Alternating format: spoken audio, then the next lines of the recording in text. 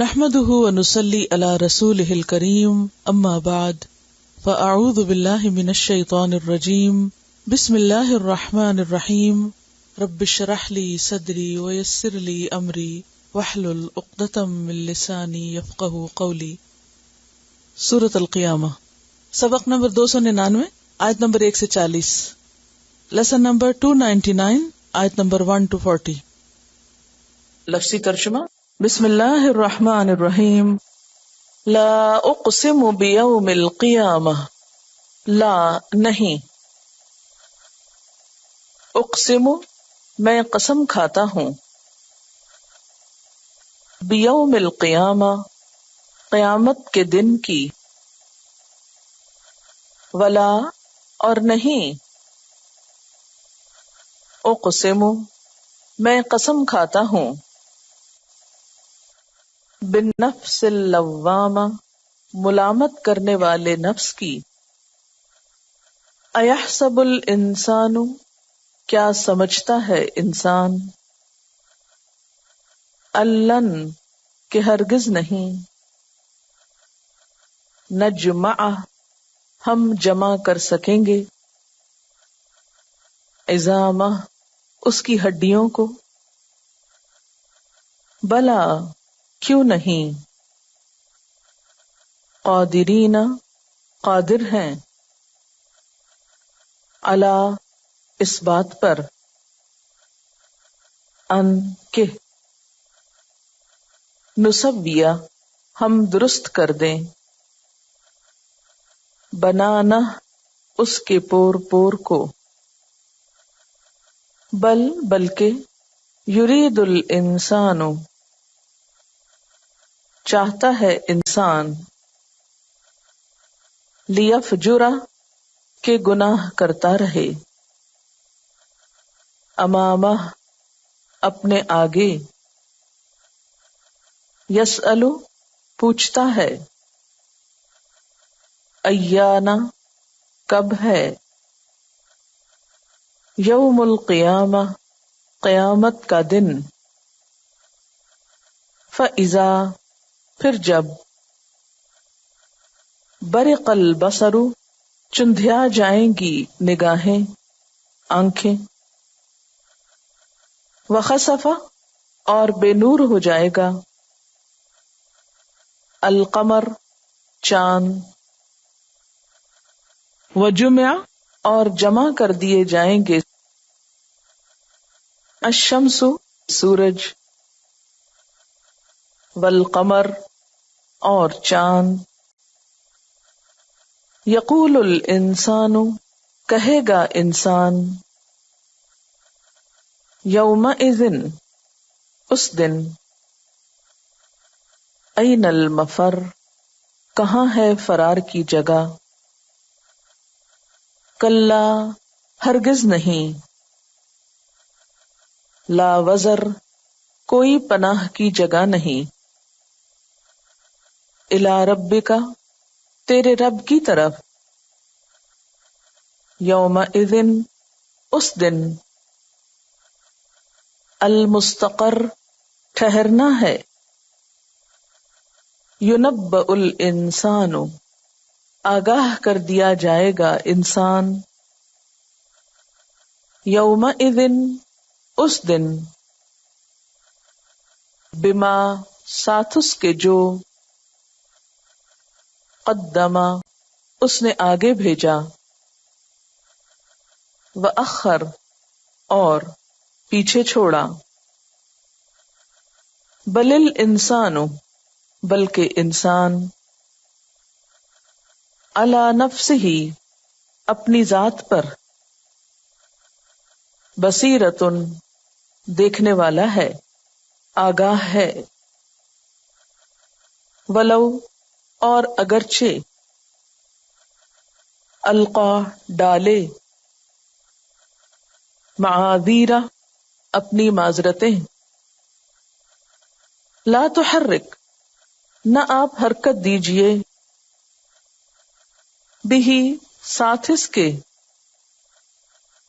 لسانک اپنی زبان کو، لتعجل بہ تاکہ آپ جلدی کریں ساتھ اس کے،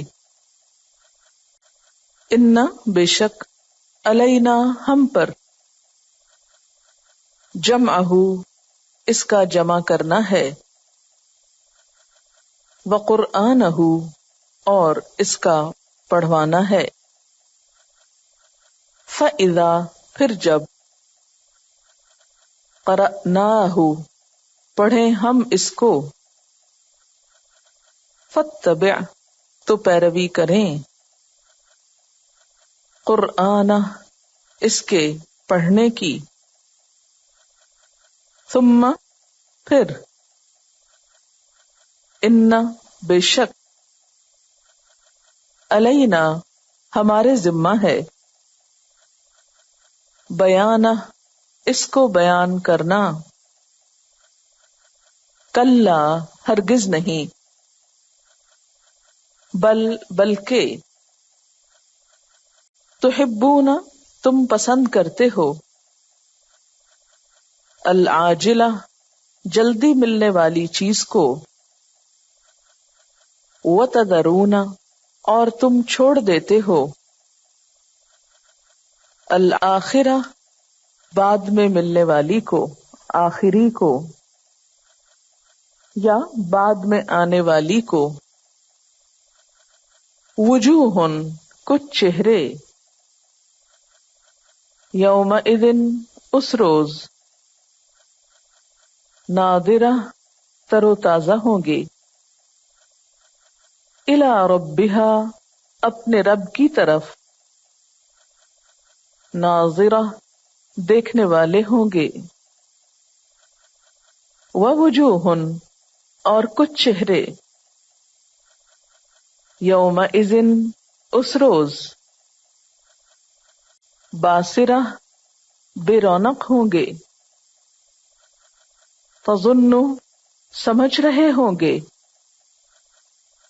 ان یفعل کہ کیا جائے گا، بہا ساتھ ان کے، فاقرہ کمر توڑ برتاؤ، کلا ہرگز نہیں، اذا جب، بلغت پہنچ جائے گی، التراقیہ حلق کو، وقیل اور کہہ دیا جائے گا، من راق کون ہے جھاڑ پھونک کرنے والا، وظن اور وہ سمجھ لے گا، انہ الفراق کہ بے شک وہ جدائی کا وقت ہے، والتفت الساق اور جڑ جائے گی پنڈلی، بالساق پنڈلی کے ساتھ، الی ربک تیرے رب کی طرف، یومئذ اس روز، المساق روانگی ہے، فلا صدق پس نہیں اس نے تصدیق کی، ولا صلی اور نہ نماز پڑھی، ولیکن لیکن، کذب اس نے جھٹلایا، وتولی اور منہ موڑ لیا، ثم پھر، ذہب چلا گیا، الی اہلہ اپنے گھر والوں کی طرف، یتمطا اکڑتا ہوا، اتراتا ہوا، اولی لک افسوس تجھ پر، فاولی پھر افسوس، ثم اولی لک پھر افسوس تجھ پر، فاولی پھر افسوس، ایحسب الانسان کیا سمجھتا ہے انسان، ان یترکا کہ چھوڑ دیا جائے گا، سدی بیکار، الم یکو کیا نہ تھا، نطفتن ایک نطفہ، من منی منی کا، یمنا جو ٹپکائی جاتی ہے، ثم کان پھر تھا، علقتن جمع ہوا خون،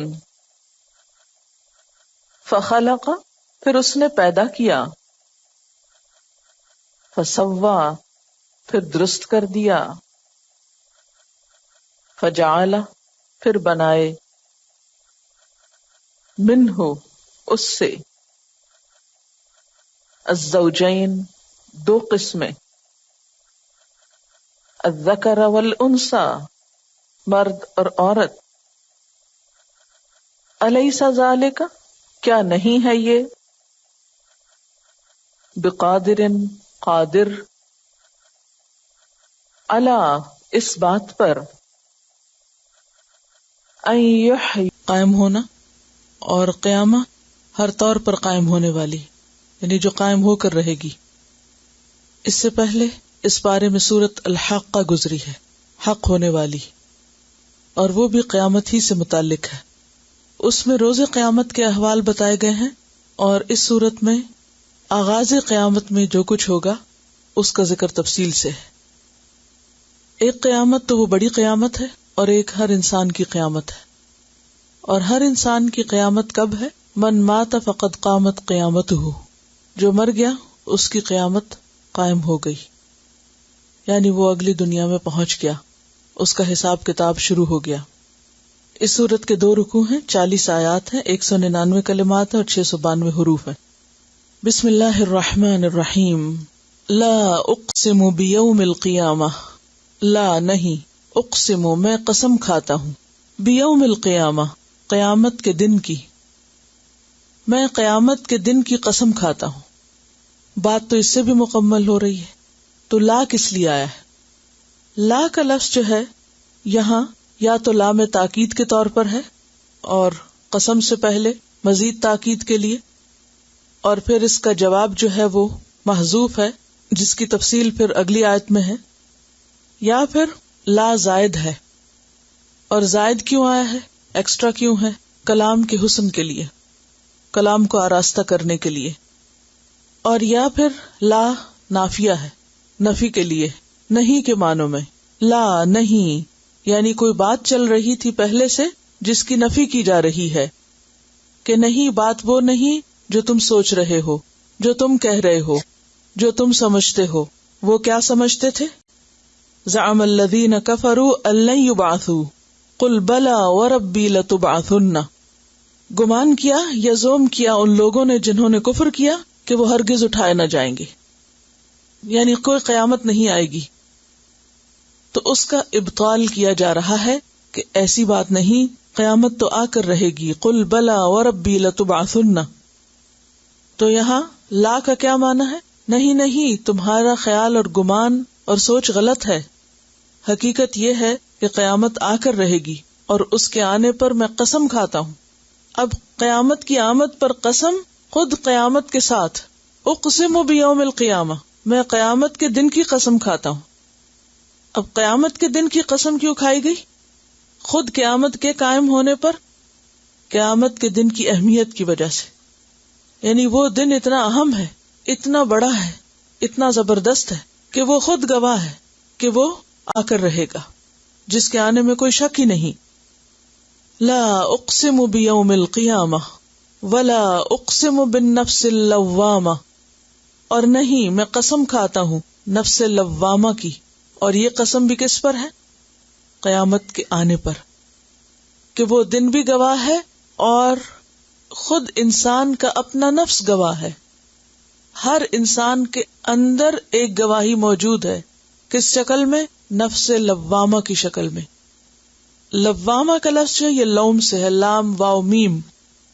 لوم کا معنی ہوتا ہے کسی کو برا بھلا کہنا، ملامت کرنا، سرزنش کرنا، کسی کو اس کے کسی کام کے نتیجے پر تنبیہ کرنا، خواہ وہ اچھا ہو یا برا، لیکن عام طور پر ملامت برے معنوں میں استعمال ہوتی ہے۔ اور لوامہ کا لفظ جو ہے یہ لوام سے ہے، فعال کے وزن پر، بہت زیادہ ملامت کرنے والا نفس، مبالغے کا صیغہ ہے. اور نفس لوامہ وہی ہے جس کو ہم ضمیر کہتے ہیں، کانشنس. قرآن مجید میں 3 طرح کے نفس کا ذکر آتا ہے. ایک جو اس سے پہلے گزرا، ان النفس لامارۃ بالسوء، دوسرے لوامہ جس کا ذکر یہاں ہے، اور تیسرے مطمئنہ جس کا ذکر آگے آئے گا. انسان کے اندر طرح طرح کی خواہشات ہوتی ہیں اور انسان کا نفس اس کو حکم دیتا ہے کہ یہ کر لو وہ کر لو، اور وہ بہت شدید قسم کی کریونگ ہوتی ہے، خاص طور پر کسی غلط کام کو کرنے کے لیے، اور شیطان بھی اکساتا ہے انسان کو.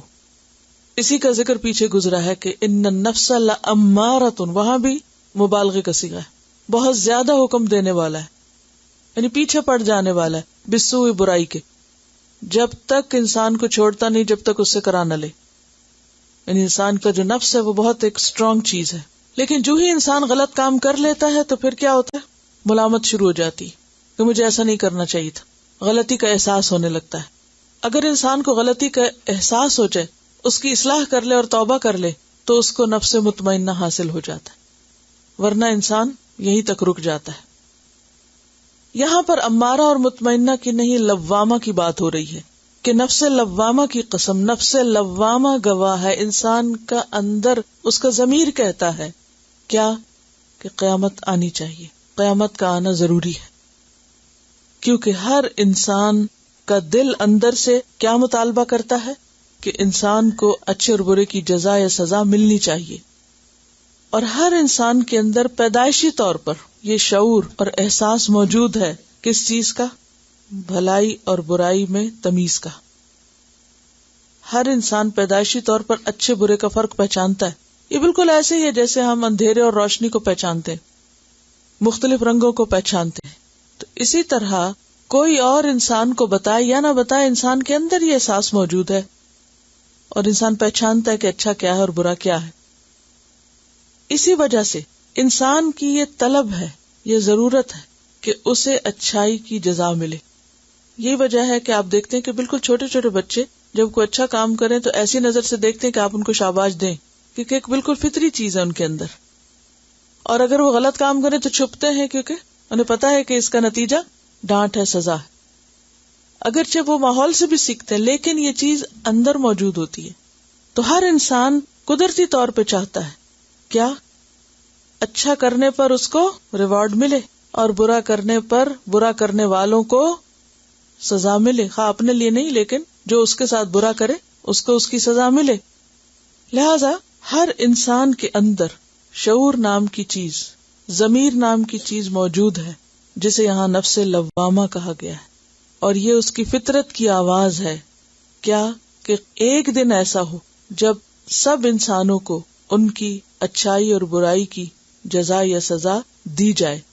لہذا اللہ سبحانہ وتعالی خود انسان کو اور انسان کے ضمیر کو گواہ بناتے ہیں، کس پر، قیامت کے آنے پر، کہ قیامت ضرور آئے گی اور آنی چاہیے، لیکن انسان اس سے بھاگتا ہے کیونکہ اس کو پتا ہے کہ وہ غلط کرتا ہے اور غلط کاموں کا انجام غلط ہوتا ہے.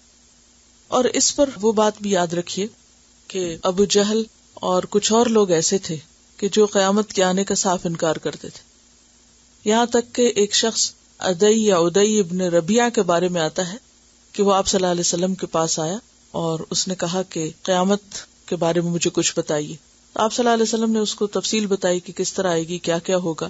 تو اس نے کہا کہ میں آپ کی تصدیق نہیں کرتا، اور اگر میرے سامنے بھی قیامت آ جائے تو بھی میں نہیں مانوں گا، تو بھی آپ کی بات کو سچ نہیں کہوں گا.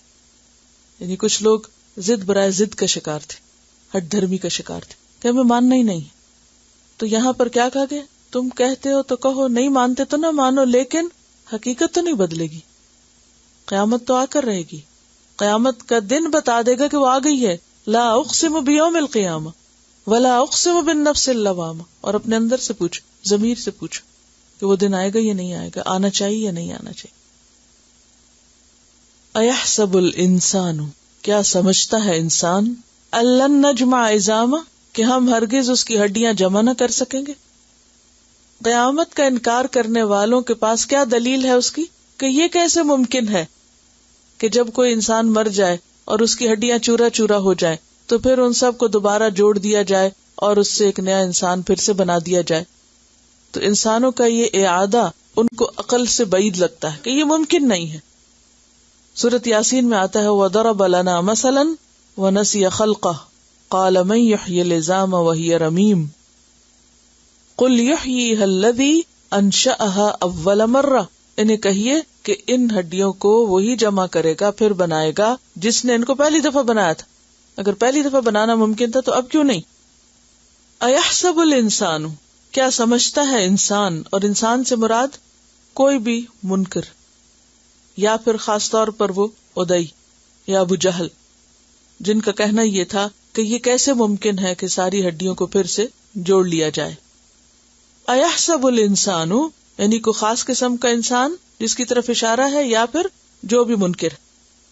أَلَّن نَّجْمَعَ عِظَامًا کہ ہم اس کی ہڈیاں جمع نہیں کر سکیں گے. بس یہ بات ہے، یہ دلیل ہے، صرف اس وجہ سے تم انکار کر رہے ہو. بلا کیوں نہیں جمع کر سکتے. قادرین ہم تو قادر ہیں. قادرین کس کی جمع؟ قادر کی. کس پر؟ علی اس بات پر، ان نسوی بنانا کہ ہم درست کر کے بنا دیں اس کی انگلیوں کے پور. نسویہ سوا یسوی، تسویہ کا مطلب ہوتا ہے درست کرنا، برابر کرنا، ہموار کرنا، ٹھیک ٹھیک کسی کام کو کرنا. ہم تو بالکل ٹھیک ٹھیک بنا دیں گے، برابر کر دیں گے، ہموار کر دیں گے. کس کو؟ بنانا، انگلیوں کے پوروں کو. یہ بنان ہے اصل میں، اور اس کی سنگولر ہے بنانتن. جیسے آپ کے یہاں بنانا کیلے کو کہتے ہیں نا، شاید اس کو بھی اسی لیے کہتے ہوں گے کہ وہ مماثلت ہوگی. تو بہرحال تو بنانا کہتے ہیں انگلیوں کے اطراف کو، کناروں کو، پور جہاں پر آپ کے فنگر پرنٹس ہوتے ہیں. کہ ہم بڑی ہڈیاں تو چھوڑو، چھوٹی بھی، کیونکہ آپ دیکھیں کہ جس ایریا میں فنگر پرنٹس ہوتے ہیں اس کا جو جوڑ ہے اس میں باریک ہڈیاں ہوتی ہیں، چھوٹی چھوٹی.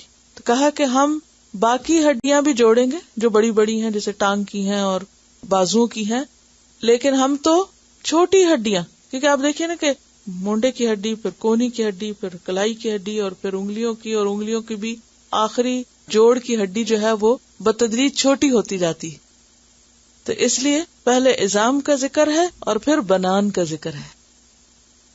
ہم عظام بھی جوڑیں گے، ہم بنان کو بھی پھر دوبارہ درست کر کے بنا دیں گے. ان جوڑوں کے اوپر دوبارہ سے ویسا ہی گوشت لگا دیں گے اور ان کے پور بھی بنا دیں گے، اور تمہارے فنگر پرنٹس جو ہیں وہ بالکل اسی طرح دوبارہ بن جائیں گے تاکہ تمہاری شناخت بھی ہو سکے. اور یہ جو فنگر پرنٹس ہیں ان کے بارے میں انسان نے صرف 19ویں صدی میں جانا ہے کہ ہر انسان کا یہ پرنٹ جو ہے یا یہ ڈیزائن جو ہے وہ دوسرے سے فرق ہوتا ہے. دنیا میں 2 انسانوں کی یہ ڈیزائن ایک جیسے نہیں ہوتے، اور پھر دائیں اور بائیں ہاتھ کا بھی فرق ہوتا ہے. اور اگر آپ غور کریں تو یہ لکیریں جو ہیں یہ بار کوڈ کی طرح ایک پوری انفارمیشن رکھتی ہیں اپنے اندر. معلوم نہیں آئندہ سالوں میں مزید کچھ تحقیقات ہوں.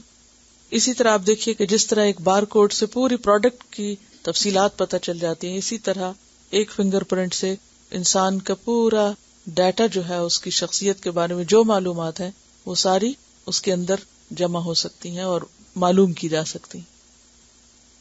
اور اس کے بارے میں یہ بھی آتا ہے کہ یہ نشان اتنے گہرے ہوتے ہیں کہ اگر بیرونی سکن کو کوئی پیل کر دے، ہٹا دے، تو پھر کیا ہوگا؟ جو نئی سکن پیدا ہوگی اس کے اندر پھر وہ چیزیں دوبارہ پیدا ہو جائیں گی، یعنی وہ مٹیں گے نہیں، وہ پھر بن جائیں گے.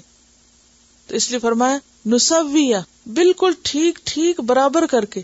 اب آپ دیکھیے کہ ایک ہوتا ہے نا کہ مٹی اٹھائی، کوئی چیز اٹھائی اور اس کا لیپ کر دیا اور برابر کر دیا، اور ہر دفعہ جب نئی مٹی آتی ہے یا نئی چیز آتی ہے تو ایک نیا پرنٹ بنتا ہے، ایک نئی چیز آتی ہے. لیکن یہ تو جب دوبارہ بنیں گے تو اسی شکل میں پھر بنیں گے.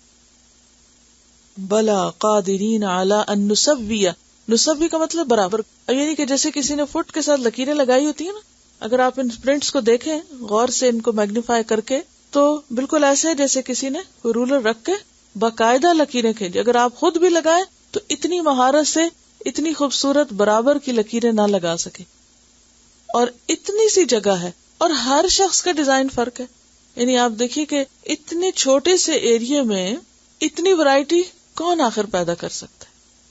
کس قدر کمال کا رب ہے کہ جس نے، کیونکہ اگر آپ کو کسی کانٹیسٹ میں ساروں کو بٹھا دیا جائے نا، تو کہ آپ اس ایریا میں کوئی بیٹھ کے پینسل سے ڈیزائن بنائیں تو زیادہ کتنے بنیں گے؟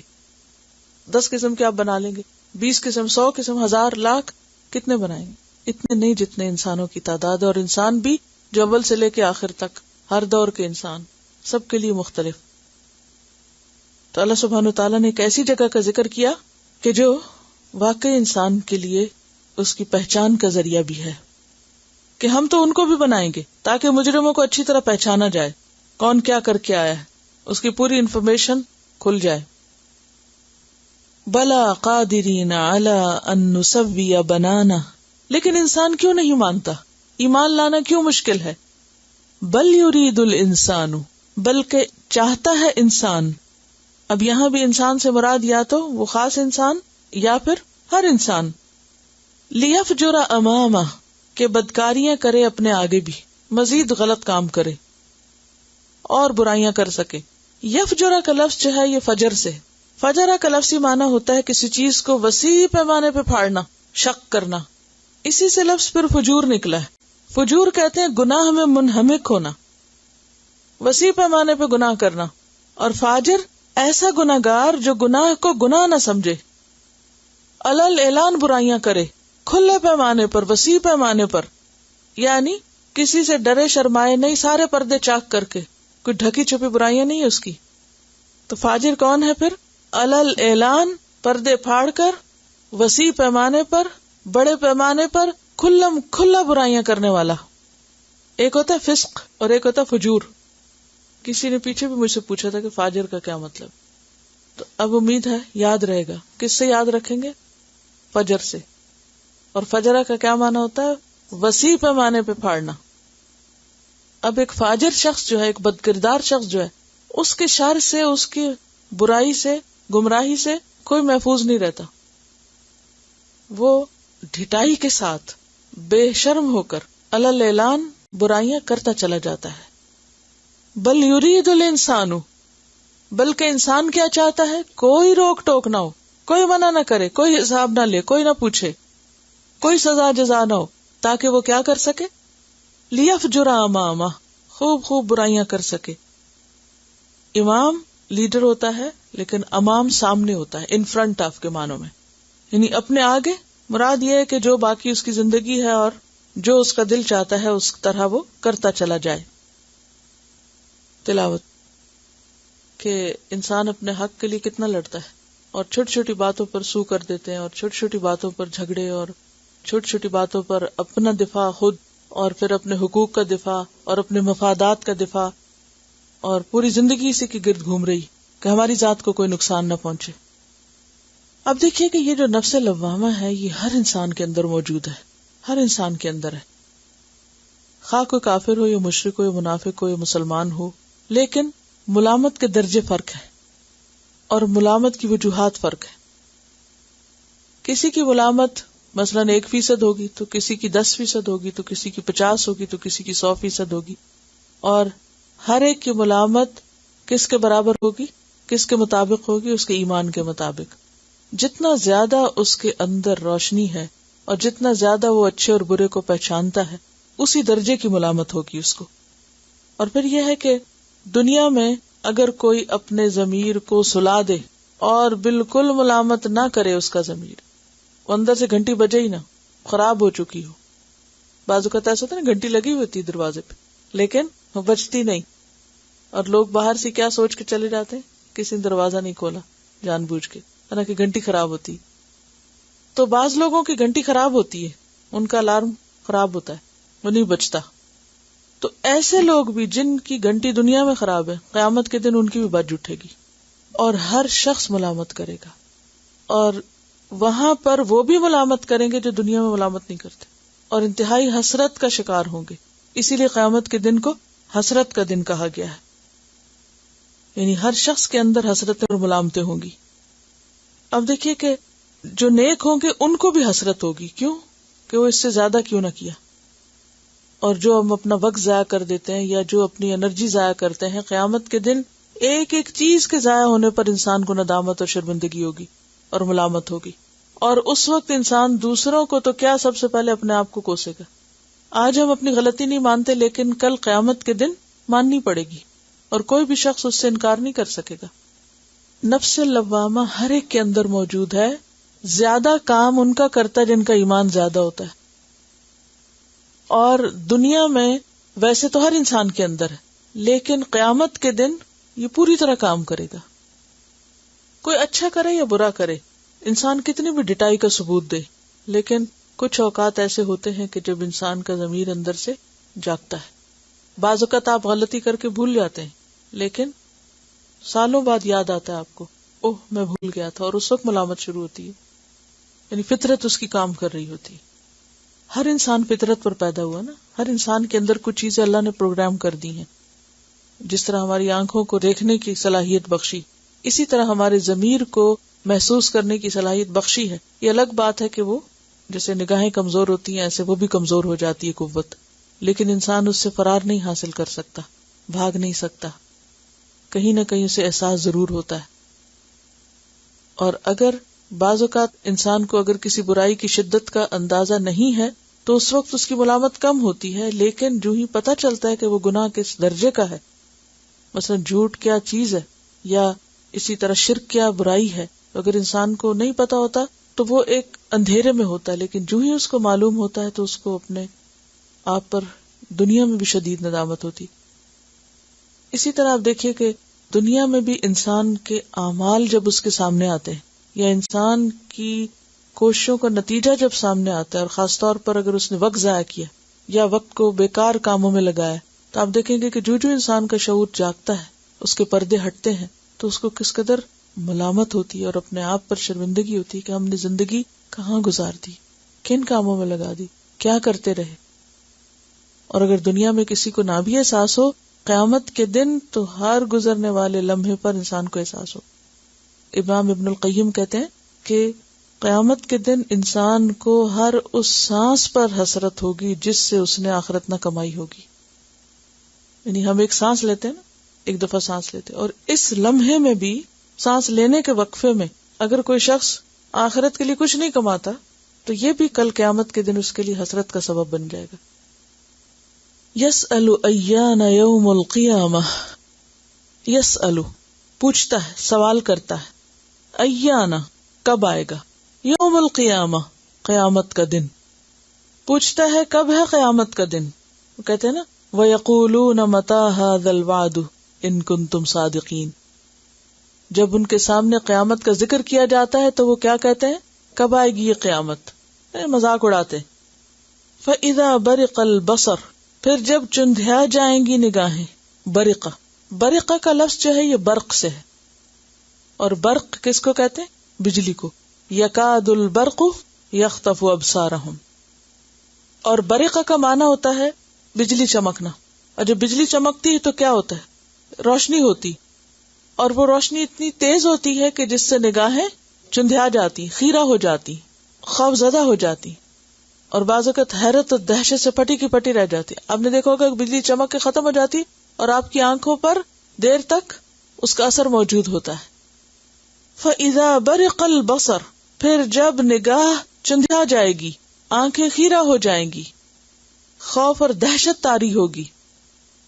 کیونکہ جب بجلی چمکتی ہے اس کے بعد انسان کو تھوڑی دیر کے لیے کیا محسوس ہوتا ہے، جیسے کچھ نظر نہیں آ رہا، ایک دم عجیب سی گھبراہٹ ہوتی ہے، اور جیسے نگاہ جا رہی ہو، نگاہ بے نور ہو رہی ہو. پھر جب نگاہیں خیرہ ہو جائیں گی، وَخَسَفَ الْقَمَرُ، اور چاند بے نور ہو جائے گا. خسف کا کیا معنی ہوتا ہے، دھسنا. جب کوئی چیز دھس جاتی ہے تو وہ نظر نہیں آتی، یا آتی سنک ہو جاتی. اصل میں خسف کے اندر دو چیزیں پائی جاتی ہیں، ایک ہوتا ہے ڈبونا اور ایک ہوتا ہے ذلت. تو جب کوئی چیز ڈوب جاتی، زمین میں دھس جاتی ہے، گر کے اندر دفن ہو جاتی ہے، تو وہ ایک طرح سے اس کے لیے بے عزتی کی بات بھی ہے. اب چاند کا خسف کیا چیز ہے، چاند کہاں دھسے گا، اس کی تفصیل اگلی آیت میں آ رہی. وَجُمِعَ الشَّمْسُ وَالْقَمَرُ، سورج اور چاند جمع کر دیے جائیں گے. یعنی چاند اور سورج کے درمیان جو فاصلہ ہے وہ ختم ہو جائے گا، چاند جا کے سورج کے اندر مل جائے گا، اس میں جا کے جمع ہو جائے گا. گویا چاند اس میں جا کے دھس جائے گا. سورج کتنی بڑی بلا ہے، اگر چاند اس میں جمع ہو، اس کے اندر چلا جائے تو کیا ہوگا؟ ایسے ہی ہے نا جیسے کوئی چیز زمین کے اندر دھس جائے تو نظر نہ آئے، اور اس سے کیا ہوگا؟ چاند کی روشنی باقی نہیں رہے گی. اور ویسے بھی چاند اپنی روشنی کس سے لے رہا ہے؟ سورج سے لے رہا ہے. اور خسف قمر جب ہوتا ہے، چاند گہناتا ہے، چاند کو گہن لگتا ہے تو کیا ہوتا ہے؟ جیسے چاند نظر ہی نہیں آتا، بے نور ہو جاتا ہے. ٹھیک ہے نا؟ زمین جب سورج کے آگے آتی ہے تو کیا ہوتا ہے؟ چاند کو گہن لگ جاتا ہے. جب گہن لگتا ہے تو چاند کی روشنی نہیں آتی. وخسف القمر، تو قیامت کے دن کیا ہوگا؟ اب ذرا امیجن کریں، چاند کی روشنی ختم ہو جائے گی، چاند کا وجود ختم ہو جائے گا. چاند اپنے وجود کے اعتبار سے، روشنی کے اعتبار سے کیا کرے گا؟ سورج میں جا کے ضم ہو جائے گا. حقیقت اللہ ہی بہتر جانتا ہے، لیکن صرف امیجن ہی ہم کر سکتے ہیں کہ اس وقت اگر دنیا میں اندھیرا چھایا ہوا اور چاند بھی نظر کہیں نہ آئے تو کیا گھبراہٹ کا عالم ہوگا. آنکھوں کو ویسے کچھ نظر نہیں آ رہا، برق البصر، اوپر سے چاند بھی کوئی نہیں ہے. یقول الانسان یومئذ این المفر، اس دن انسان کہے گا کہاں بھاگ کے جاؤں. اس دن کو تو چھوڑے، اگر دنیا میں کسی وقت ایسا سین ہو، آپ کہیں تنہا ہو اور اندھیری رات ہو، تو انسان کی کیفیت کیا ہوتی؟ آپ کھڑے رہ سکتے ہیں میدان میں؟ کیا سوچیں گے؟ مثلاً آپ گھر کے سین میں ہی تھے یا سڑک پر تھے، اتنے بجلی چلی گئی، بلیک آؤٹ ہو گیا، اب آپ کیا کہیں گے؟ چلو یہاں سیر کرتے ہیں. پہلا خیال کیا آتا ہے؟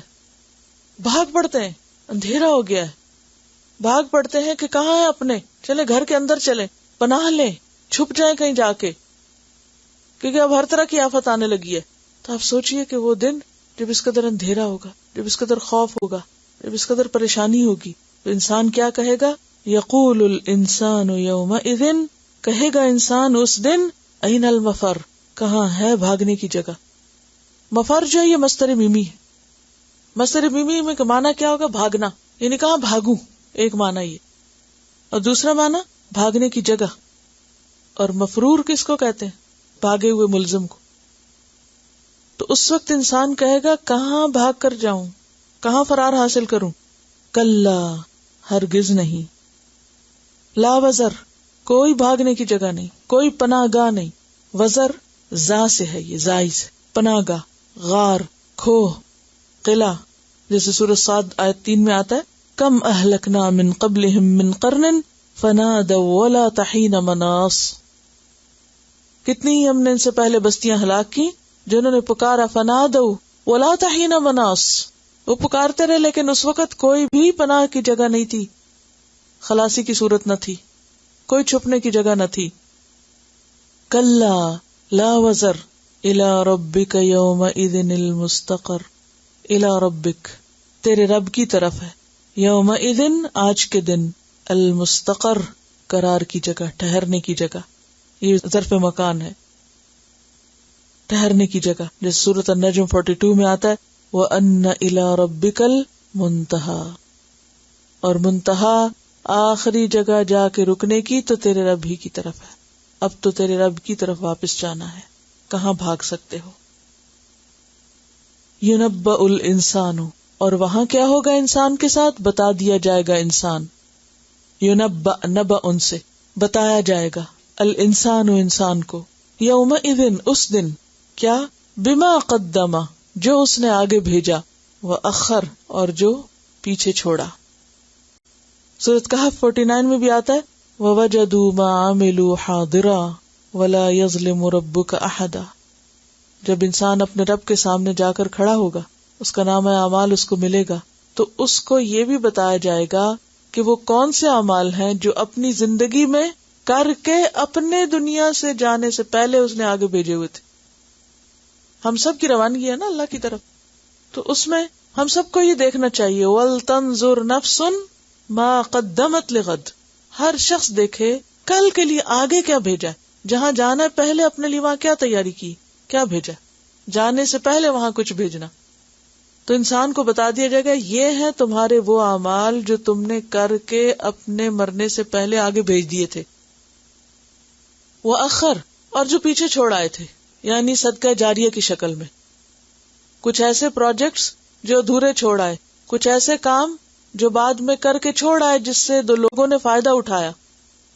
اور یہ ہے وہ تمہارا اعمال نامہ جو تم نے خود کیا اور یہ ہے وہ جو تمہارے پیچھے چل کر دوسروں نے کیا. کیونکہ ہر انسان کا اعمال نامہ 2 چیزوں پر مشتمل ہے، اور اس پر وہ کیسٹ بھی موجود ہے. کیا آگے بھیجا، کیا پیچھے چھوڑا. ما قدم وما اخر. اور آگے بھیجنے والا تو سب کو سمجھ آتا ہے، جو بھی ہم کرتے ہیں وہ آگے جا رہا ہے. لیکن پیچھے چھوڑنے والا کیا ہے؟ آپ صلی اللہ علیہ وسلم نے فرمایا، جس شخص نے اسلام میں کوئی نیک بات جاری کی، کوئی نیک عمل اس نے شروع کیا، کوئی کام شروع کیا، اس کے لیے اس کے اپنے عمل کا بھی ثواب ہے، اور جو لوگ اس کے بعد اس بات پر عمل کریں ان کا بھی ثواب ہے. یہ ہے آخر، بغیر اس کے کہ ان لوگوں کا ثواب کچھ کم ہو، یعنی جو اس کے بعد اس کو دیکھ کے کام کر رہے ہیں. اور جس نے اسلام میں کوئی بری طرح ڈالی، یعنی برا کام کیا، غلط کام کا آغاز کر دیا، کوئی غلط رسم شروع کر دی، کوئی غلط طریقے شروع کیے، اس پر اس کے اپنے عمل کا بھی بار ہے، اور ان لوگوں کا بھی جو اس کے بعد عمل کریں، بغیر اس کے کہ ان لوگوں کا بار کچھ کم ہو. ہر ایک اپنا بھی بھگتے گا، لیکن دوسرے کو دیکھ کے جو کچھ کر رہا ہے، تو جسے دیکھا جا رہا ہے، جو رول ماڈل بنا ہوا ہے اچھائی یا برائی میں، وہ بھی بھگتے گا، اس کو بھی ساتھ ساتھ حصہ پہنچ رہا ہے. اور صدقہ جاریہ پہ بہت سی احادیث آپ پڑھ بھی چکے ہیں. مثلاً ایک حدیث ہے کہ جب انسان مر جاتا ہے تو اس کا عمل موقوف ہو جاتا ہے.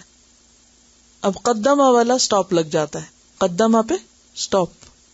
مگر 3 چیزوں کا ثواب اسے ملتا رہتا ہے. ایک صدقہ جاریہ، جیسے کوئی شخص کوئی رفاع عامہ کے لیے کوئی کام کر جائے، کچھ وقف کر جائے. دوسرے علم جس سے لوگ فائدہ اٹھائیں. اور تیسرے ایسی نیک اولاد چھوڑ جائے جو بعد میں اس کے لیے دعائیں کرے. تو انسان اپنے پیچھے کیا کیا چھوڑتا ہے؟ اپنی اولاد چھوڑتا ہے، اپنا مال چھوڑتا ہے، اپنا علم چھوڑتا ہے. تو یہ پیچھے چھوڑا. اگر اچھا چھوڑا تو اچھا ہے، اگر برا چھوڑا تو برا ہے. اگر آپ مال کو اچھے کام میں لگا کے چھوڑ آتے ہیں تو وہ آپ کے لیے بعد میں بھی فائدہ ہے، اس کا پروفٹ آپ کو ملتا رہے گا. اچھی اولاد چھوڑ جاتے ہیں تو آپ کے لیے دعائیں کرے گی اور وہ آپ کی نیکیوں میں اضافہ ہوگا. کوئی اچھی کتاب لکھ جائیں گے، کوئی اچھا کام کر جائیں گے، کوئی اسپتال بنوا دے، کوئی مدرسہ، کوئی مسجد، کوئی بھی اچھا کام، تو وہ جب تک قائم ہے، جب تک لوگ فائدہ اٹھاتے ہیں، اس کا ثواب بھی ملتا رہتا ہے انسان کو. تو یہ اخرہ میں آ گیا. یُنَبَّأُ الْإِنسَانُ، ابھی اللہ تعالیٰ فرما رہے ہیں ہر انسان کو بتایا جائے گا، یعنی اس کی شیٹ اس کو دے دی جائے گی اور اس میں دیکھ لے گا کتنے % اس نے خود کیا اور کتنے % اس کو پروفٹ ملا، اصل زر کیا ہے اور نفع کتنا ہے. یہ اخرہ جو ہے ایک طرح سے نفع ہے اس کا، جو بعد میں اس کو بونس ملتا رہا. لیکن یہ اسی صورت میں ہے جب انسان اپنی زندگی میں اچھا کرے. اگر اپنی زندگی میں اچھا نہیں کیا تو پیچھے کیسے اچھا جاری رہے گا؟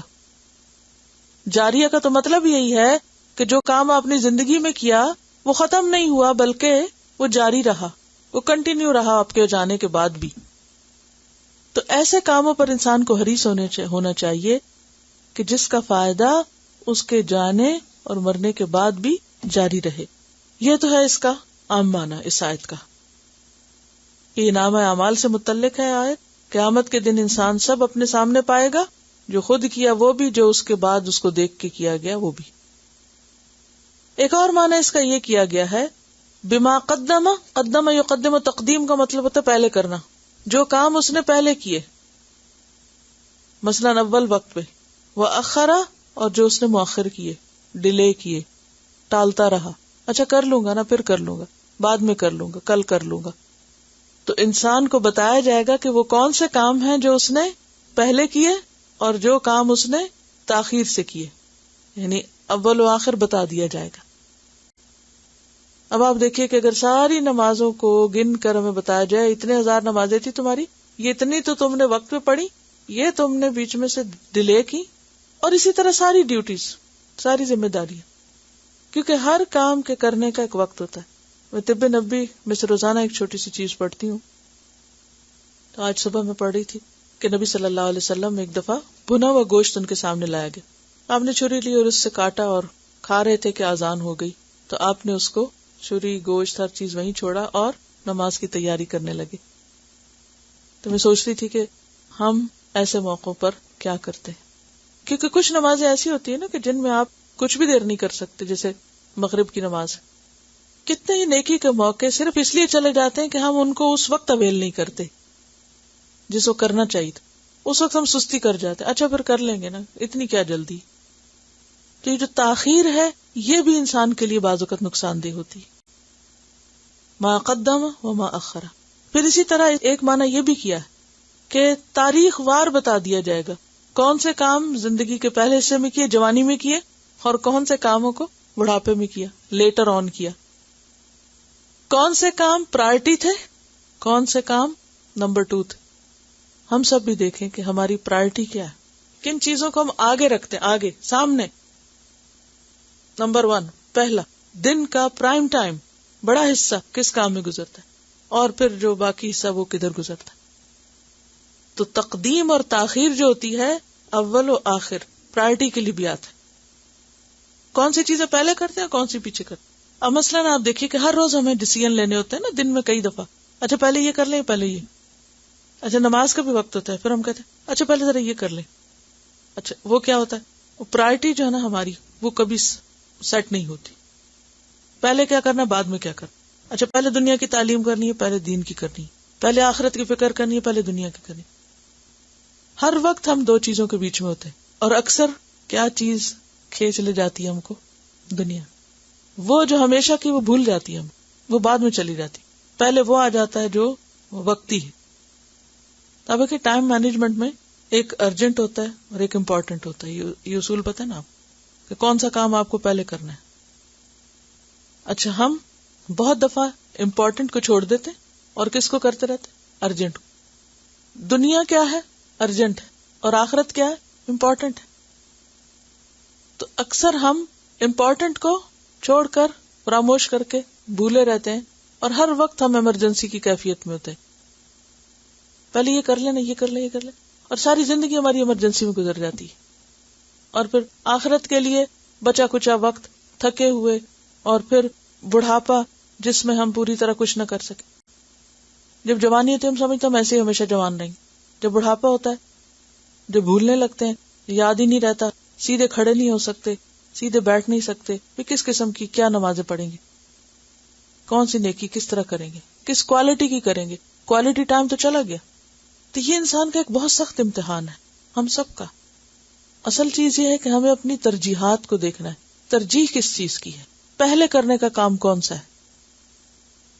اور آپ کو یہ بتایا گیا تھا ایک موقع پر کہ جیسے ایک پروفیسر نے اپنے اسٹوڈنٹس کو اہم اور غیر اہم کی ترتیب سمجھانے کے لیے ایک جار لیا اور اس میں پہلے بڑے بڑے پتھر ڈالے، پھر اس میں بجری ڈالی، پھر اس کے بعد ریت ڈالی، پھر پانی ڈالا، اور کیا چیز پہلے آتی، پھر کیا، پھر سب کچھ اسی زندگی میں ہی ہونا ہے، لیکن پہلے وہ رکھیں جو زیادہ اہم ہے. کیونکہ اگر ہم نے سب سے پہلے پانی سے بھر لیا اس کو تو پھر باقی چیزیں آنے کی جگہ نہیں رہے گی، یا تو وہ سارا نکل جائے گا اور ساتھ اور بھی بہا لے جائے گا چیزوں. تو يُنَبَّأُ الْإِنسَانُ يَوْمَئِذٍ، وہ ایسا دن ہوگا جب انسان کو بتا دیا جائے گا، بما قدم، کہ اس نے آگے کیا بھیجا ہے، وَأَخَّرَ، اور کیا چھوڑا ہے. اور یہ بھی بتا دیا جائے گا کہ کون سے کام تھے جو اسے کرنے چاہیے تھے اس نے کر لیے، اور کون سے کام تھے جو کیے ہی نہیں. کیونکہ جو چیز ڈیلے کر دی، پوسٹ پون کر دی تو گئی، بعض اوقات ہوتی بھی کہاں ہے. کسی کام کو نہ کرنا ہو تو کیا کرتے ہیں ہم، اچھا بعد میں کریں گے، اور بعد کیا ہوتی ہے، وہ گئے، ختم، ابھی نہیں تو کبھی نہیں. سورۃ الفجر میں بھی آتا ہے یومئذ یتذکر الانسان وانى له الذکرى، اس دن انسان کو سب یاد آئے گا، نصیحت پکڑے گا. اب کیا وقت ہے نصیحت کا، اب کون سا وقت ہے نصیحت کا. یقول، کہے گا، یا لیتنی، اے کاش کہ میں، قدمت لحیاتی، میں اپنی زندگی کے لیے کچھ آگے بھیجتا، میں اپنی اصل زندگی کے لیے کچھ کر کے بھیجتا. سورۃ المؤمنون میں آتا ہے قالوا ربنا غلبت علینا شقوتنا وکنا قوما ضالین. اس وقت انسان کو احساس ہوگا کہ اس نے غلطی کی، اسے یہ نہیں کچھ اور کرنا تھا، لیکن وہاں کرنے سے تو کچھ نہیں ہوتا. یہی ملامت ہوگی جو انسان اس وقت کرے گا. بل الانسان علی نفسہ بصیرہ، بلکہ انسان اپنے نفس پر خود گواہ ہے. اب انسان سے مراد پھر اسی طرح ہر انسان ہی مراد ہے، الف لام استغراق کا ہے. بل الانسان، بلکہ انسان، علی نفسہ، اپنے نفس پر، اپنے آپ پر، اپنی حرکتوں پہ، اپنی شخصیت پر، اپنی ذات پر، بصیرتن، خود گواہ ہے، شاہد ہے. یعنی انسان اپنے آپ کو خوب جانتا ہے وہ کیا کر رہا ہے. یعنی جب ہم دنیا کو ترجیح دے کے آخرت کو بھولتے ہیں تو ہمارا نفس ہمیں بتاتا ہے نا. ضمیر کا چوکا لگاتا ہے لیکن پھر انسان اس کو دبا کے وہی کرتا ہے جو ارجنٹ اس کو نظر آتا ہے.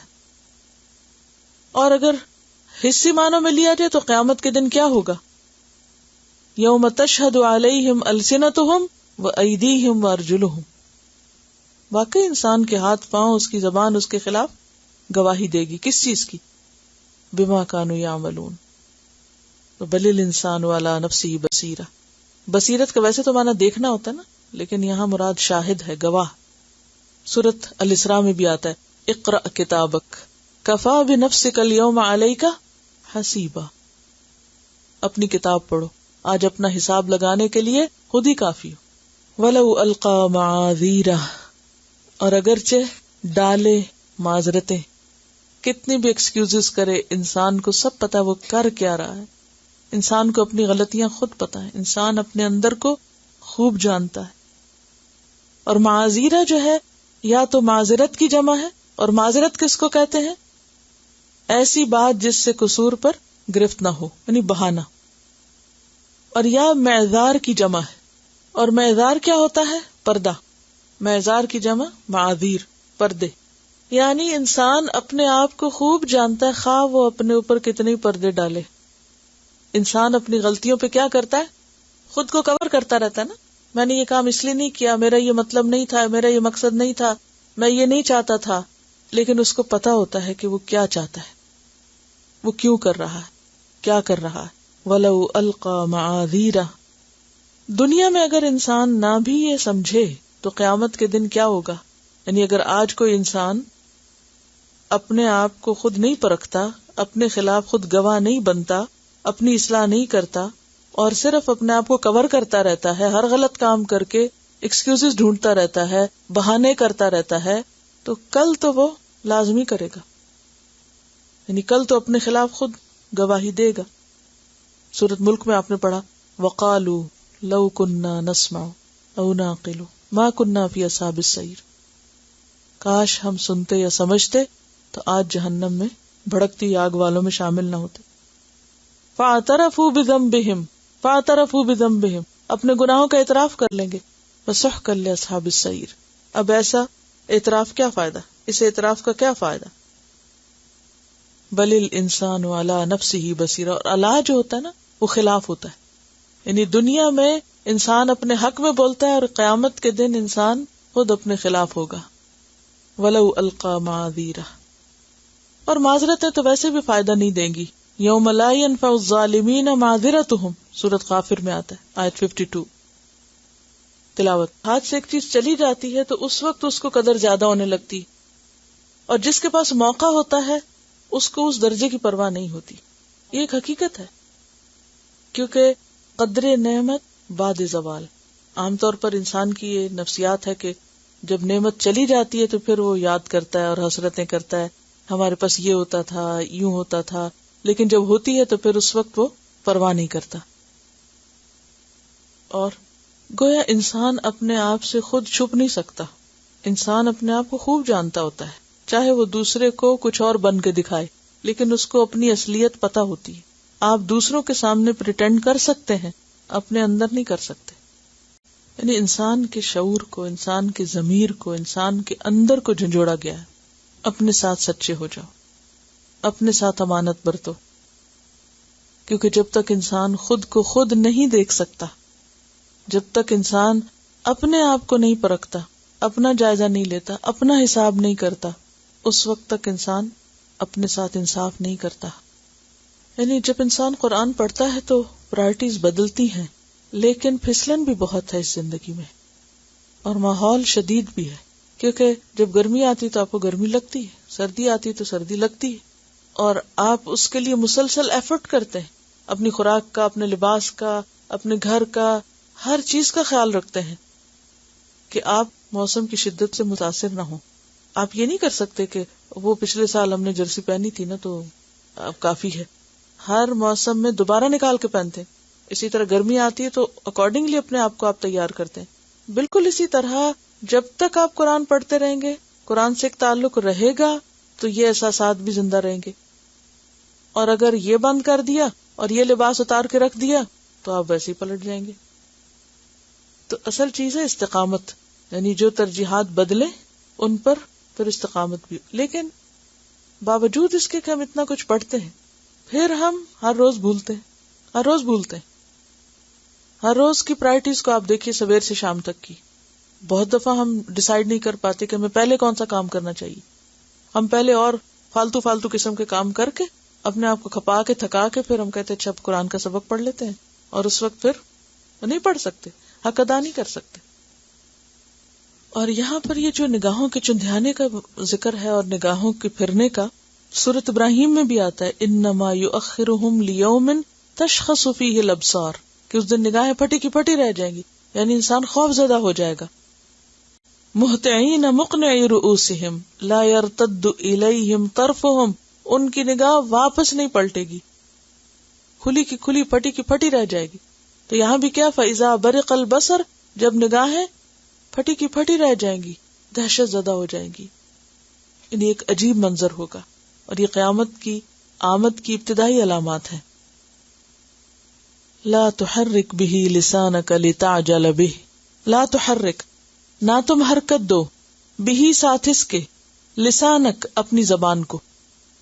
محمد صلی اللہ علیہ وسلم سے خطاب ہے, آپ اپنی زبان کے ساتھ اس کو حرکت نہ دیں. کس کو؟ قرآن کو. لتعجل به, کہ تم جلدی کرو ساتھ اس کے, کہ اس کو جلدی جلدی پڑھ لو, اس لیے اپنی زبان کو ساتھ ساتھ حرکت نہ دیں. اس کے بارے میں ابن عباس کی ایک روایت ہے کہ بوقت نزول وحی نبی صلی اللہ علیہ وسلم کو اندیشہ ہوتا کہ جو آیات اتر رہی ہیں کہیں ان کا کوئی حصہ چھوٹ نہ جائے, تو اس لیے دوران نزول آپ جبریل کے ساتھ ساتھ خود بھی پڑھنے لگتے تھے, یعنی چپ کے لبوں کو حرکت دیتے اور ساتھ ساتھ پڑھنے لگتے. تو اس سے روک دیا گیا, کیونکہ سیکھنے کے لیے خاموشی ضروری ہے.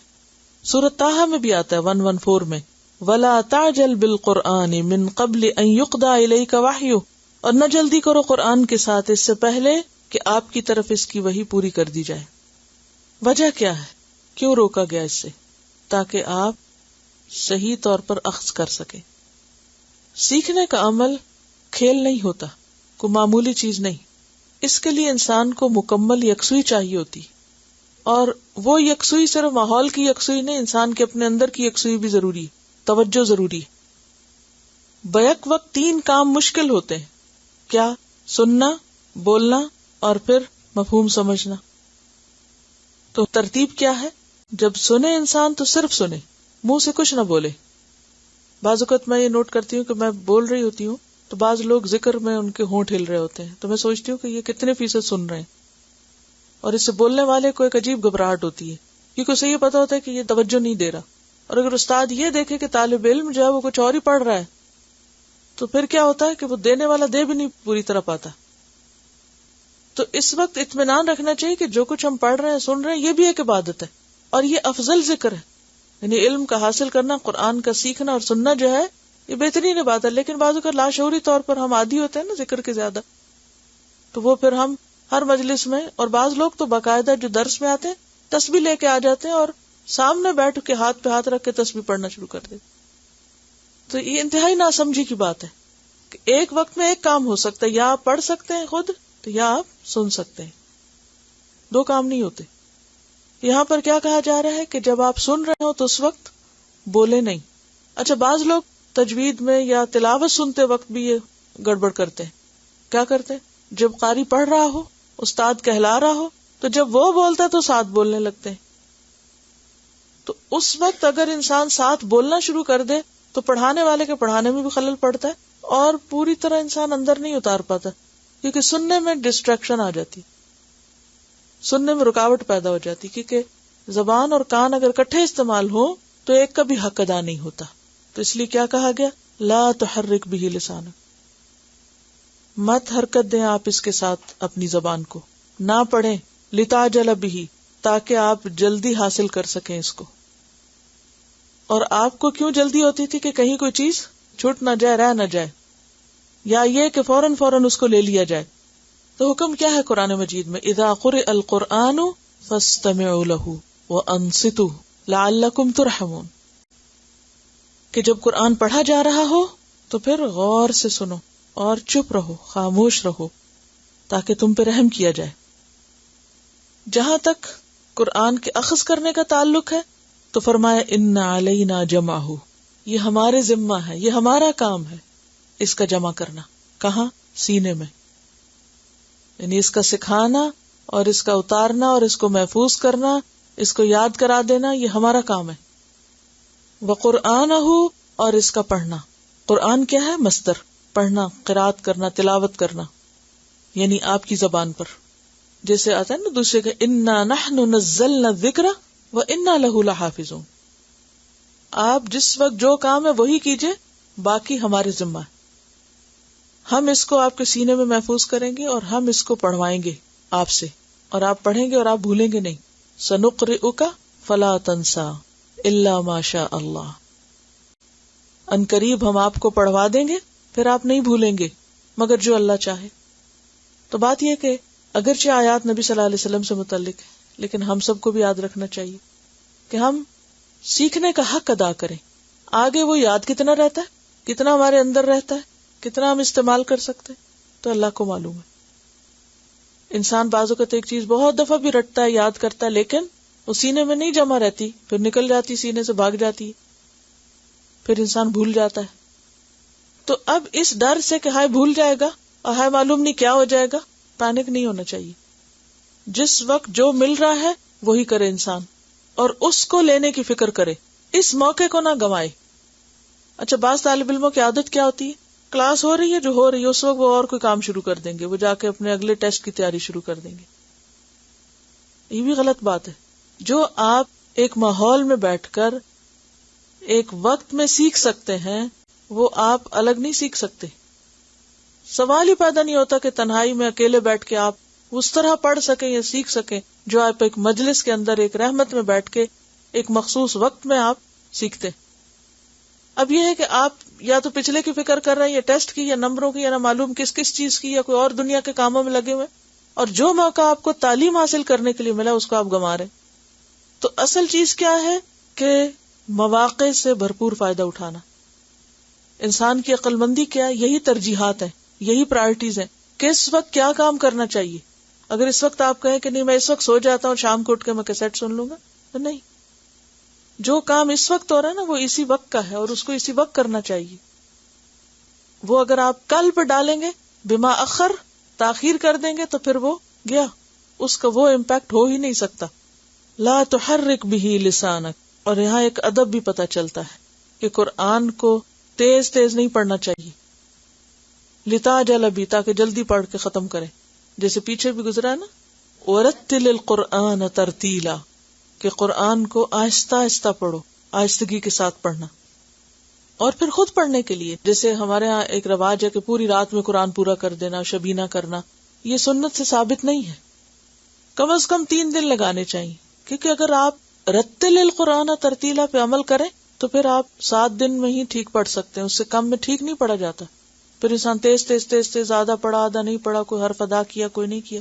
تو اس سے بہتر نہیں کہ آپ اس کو پورا کریں اور ہر حرف پڑھیں.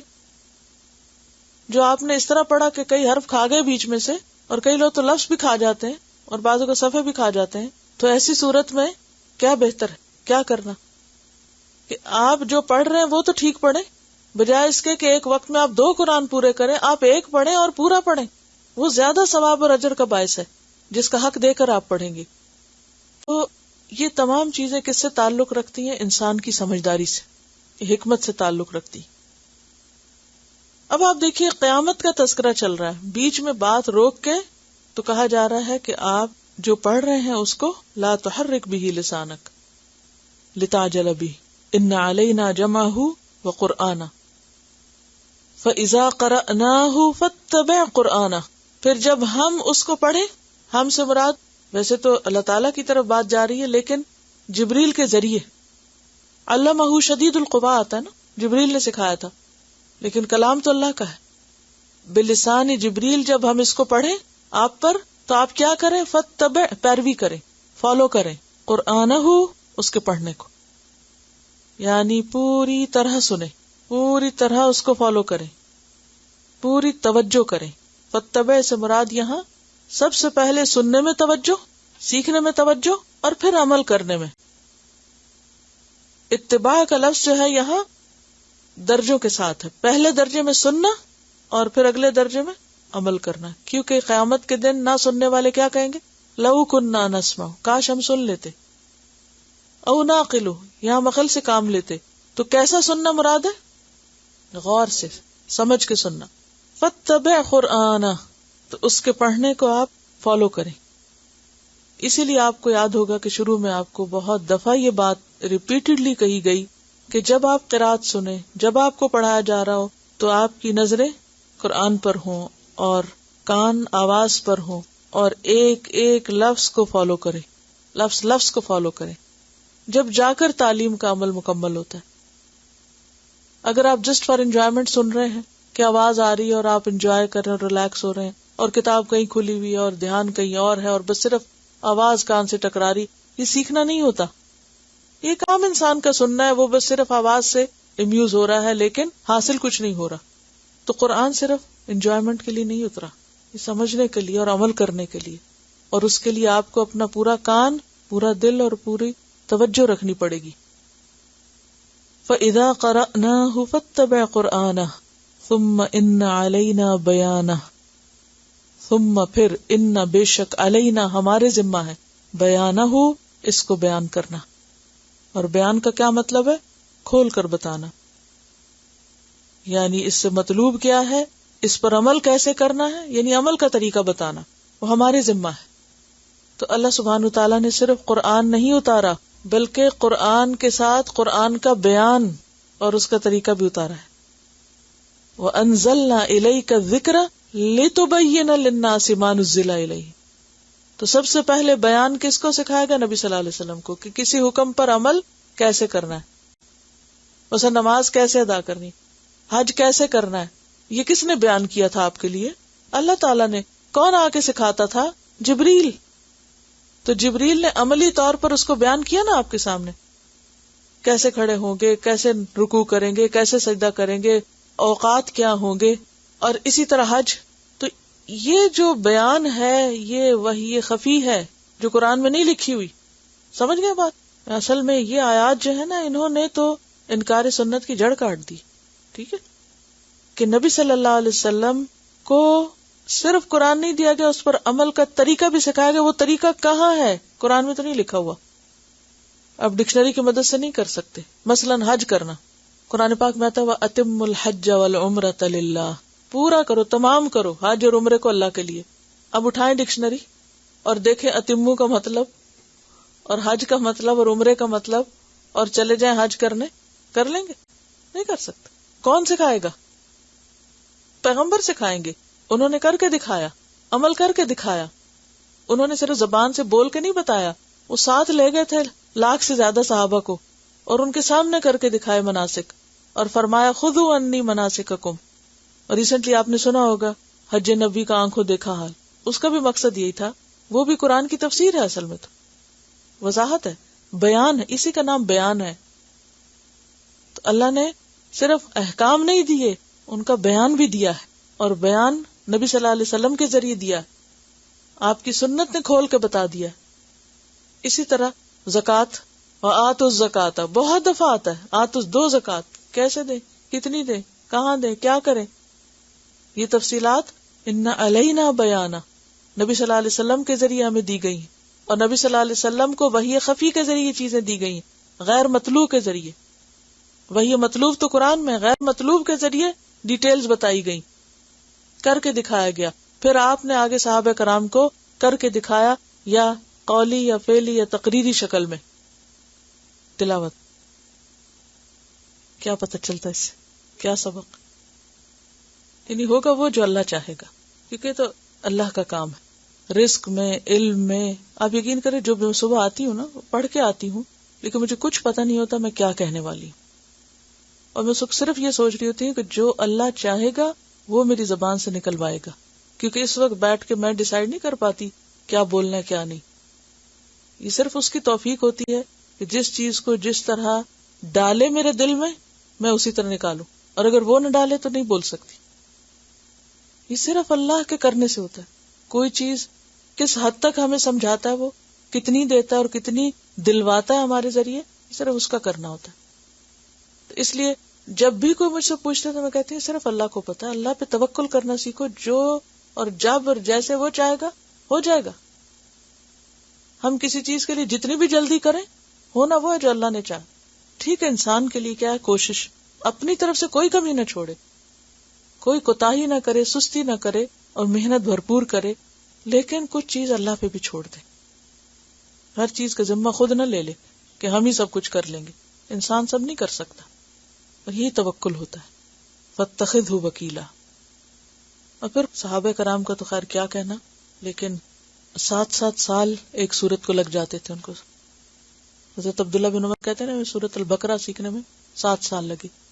تو بات یہ ہے کہ قرآن کے تو اتنے رنگ ہیں کہ ان کو انسان جذب نہیں کر سکتا سب، لیکن ضروری اور فریضے کی حد تک تو سمجھنا ہی چاہیے نا، کہ جس کے بغیر گزارا نہ ہو. بہت ڈیٹیلز میں اور بہت تفصیلات میں نہ بھی جائے تو اتنا معنی تو سمجھے کہ الفاظ کیا کہتے ہیں اور آیت کیا کہتی ہے اور مفہوم کیا ہے اس کا، اور میرے لیے کیا سبق ہے اس میں. کلا بل تحبون العاجلہ، کلا ہرگز نہیں، بل تحبون بلکہ تم محبت رکھتے ہو، العاجلہ جلدی ملنے والی چیز سے. یہ انسان کی ویکنس ہے. انسان کیا چاہتا ہے؟ جلدی، اور اللہ جلدی نہیں چاہتا. کلا بل تحبون العاجلہ. عاجلہ کا لفظ جو ہے یہ عجلت سے، عجلت جلد بازی. یہ انسان کی سرشت میں، انسان ہر چیز میں خلق الانسان ہلوعا، جلد باز ہے نا.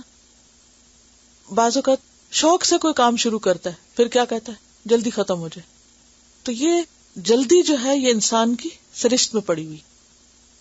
اور پھر یہاں عاجلہ سے مراد جلد ملنے والی چیز اور دنیا دونوں مراد ہیں. یعنی عاجلہ سے مراد دنیا بھی لی جاتی ہے. وَتَذَرُونَ الْآخِرَةَ، اور خاص طور پر جب آخرت کے مقابلے میں آئے، اور تم چھوڑ دیتے ہو آخرت کو، آخرت بھول جاتے ہو، آخرت کا فائدہ تمہارے ذہن سے اتر جاتا ہے، اور تم سارے کام کس کو سامنے رکھ کے کرتے ہو؟ دنیا کو. دنیا کے لحاظ سے کون سی چیز کتنا فائدہ دے گی. ہم اپنے جتنے بھی پروگرام، منصوبے، ارادے، فیصلے جو کچھ بھی کرتے ہیں، کبھی ہم گہرائی میں سوچیں کتنے آخرت کو سامنے رکھ کے کرتے ہیں اور کتنے دنیا کو. موسٹلی ہم دنیا کو سامنے رکھ کے فیصلہ کرتے ہیں. خواہ بچے کی شادی کرنی ہو، خواہ ہمیں کوئی خرید و فروخت یا کوئی کاروبار کرنا ہو، ہم یہ نہیں دیکھتے حلال ہے یا حرام ہے، جائز ہے یا ناجائز ہے. ہماری پرائرٹی کیا ہوتی؟ بس جو پہلے مل رہا ہے، جلدی مل رہا ہے، جو حاصل ہو رہا ہے وہ لے لو. حدیث میں آتا ہے نا کہ ہر ایک کا رزق لکھا ہوا ہے. فَأَجْمِلُوا فِي الطَّلَبِ، طلب میں خوبصورتی اختیار کرو، جلد بازی میں حرام مت لو. جو تمہیں ملنا ہے وہ تمہیں ملنا ہے، وہ حلال سے بھی ملے گا، حرام سے بھی ملے گا. لیکن عموماً انسان جلد بازی کی وجہ سے حرام میں ہاتھ ڈال دیتا ہے اور ناجائز طریقے اختیار کرنے لگتا ہے اور صبر سے کام نہیں لیتا.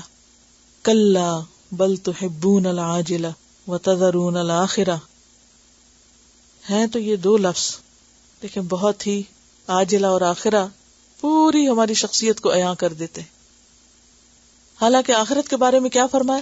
والآخرۃ خیر وابقیٰ، بہتر بھی ہے، اچھی بھی ہے اور زیادہ باقی رہنے والی ہے. وجوہ یومئذ ناظرہ، کچھ چہرے اس دن تر و تازہ ہوں گے. ناظرہ کا لفظ جو ہے یہ ندرت سے ہے، نون دوادرے نظرہ، اور ندرت کہتے ہیں رنگت کی خوبصورتی اور جمال، چہرے کی تر و تازگی، رونق، بشاشت، ملائمت، یعنی خوبصورت ہونا، شگفتگی. وجوہ یومئذ ناظرہ، کچھ چہرے اس دن خوبصورت ہوں گے، خوشی سے دمک رہے ہوں گے. جیسے ایک اور جگہ آتا ہے وجوہ یومئذ مسفرہ ضاحکۃ مستبشرہ الی ربہا ناظرہ، اپنے رب کی طرف دیکھ رہے ہوں گے. اور اہل جنت جب اپنے رب کا دیدار کریں گے تو ان کے چہرے اور خوبصورت ہو جائیں گے. ہر دفعہ جب وہ دیدار کریں گے تو اور خوبصورتی آ جائے گی. چہروں کی خوبصورتی کا تعلق انسان کے اندر کی خوشی سے بھی ہوتا ہے نا، کہ جب انسان خوش ہوتا ہے اور اس کے اندر خوشی ہوتی ہے تو آپ دیکھیں گے کہ پورے چہرے پہ چھا جاتی، چمکنے لگتا ہے اس کا چہرہ، اس کی آنکھیں، اس کا رنگ یعنی گلو کرنے لگتا ہے. تو اس سے بڑھ کر تو خوشی کوئی ہوگی ہی نہیں کہ انسان اپنے رب کا دیدار کرے. وہ حدیث یاد ہوگی آپ کو جس میں آتا نا کہ اہل جنت کو جب سب کچھ دے دیا جائے گا تو اللہ تعالیٰ پوچھیں گے اور سب کی سب چیزیں مرضی پوری ہو گئی. تو اللہ تعالیٰ پھر اپنے چہرے کا پردہ ہٹائیں گے.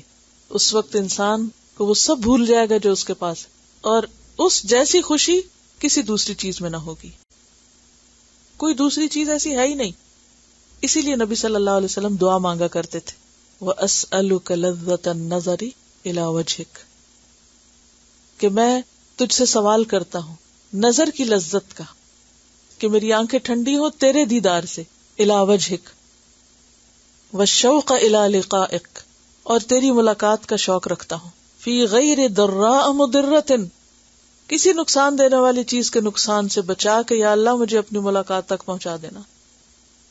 کیونکہ بعض اوقات ایسا ہوتا ہے نا کہ آپ کسی کی ملاقات کی تیاری کر رہے ہوتے ہیں، کسی کو آنا ہوتا ہے یا آپ کو خود جانا ہوتا ہے، اور بیچ میں کیا ہو جاتا ہے، گاڑی لیٹ ہو جاتی ہے یا خدا نخواستہ اس کو راستے میں کوئی حادثہ ہو جاتا ہے، یعنی کوئی نہ کوئی ایسی وجہ ہوتی ہے کہ وہ کیا ہوتا ہے، وہ پہنچ ہی نہیں سکتے. تو یہ ہے ضراء مضرہ. ضراء کہتے ہیں تکلیف، مضرہ مضر، نقصان دینے والی.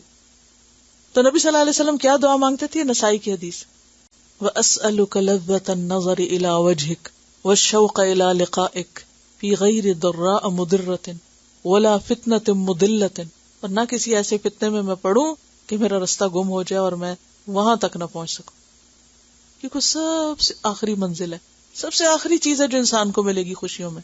جب سب کچھ مل جائے گا تو آخری چیز ہے، وہ کلائمیکس پہ پہنچے گا انسان وہاں.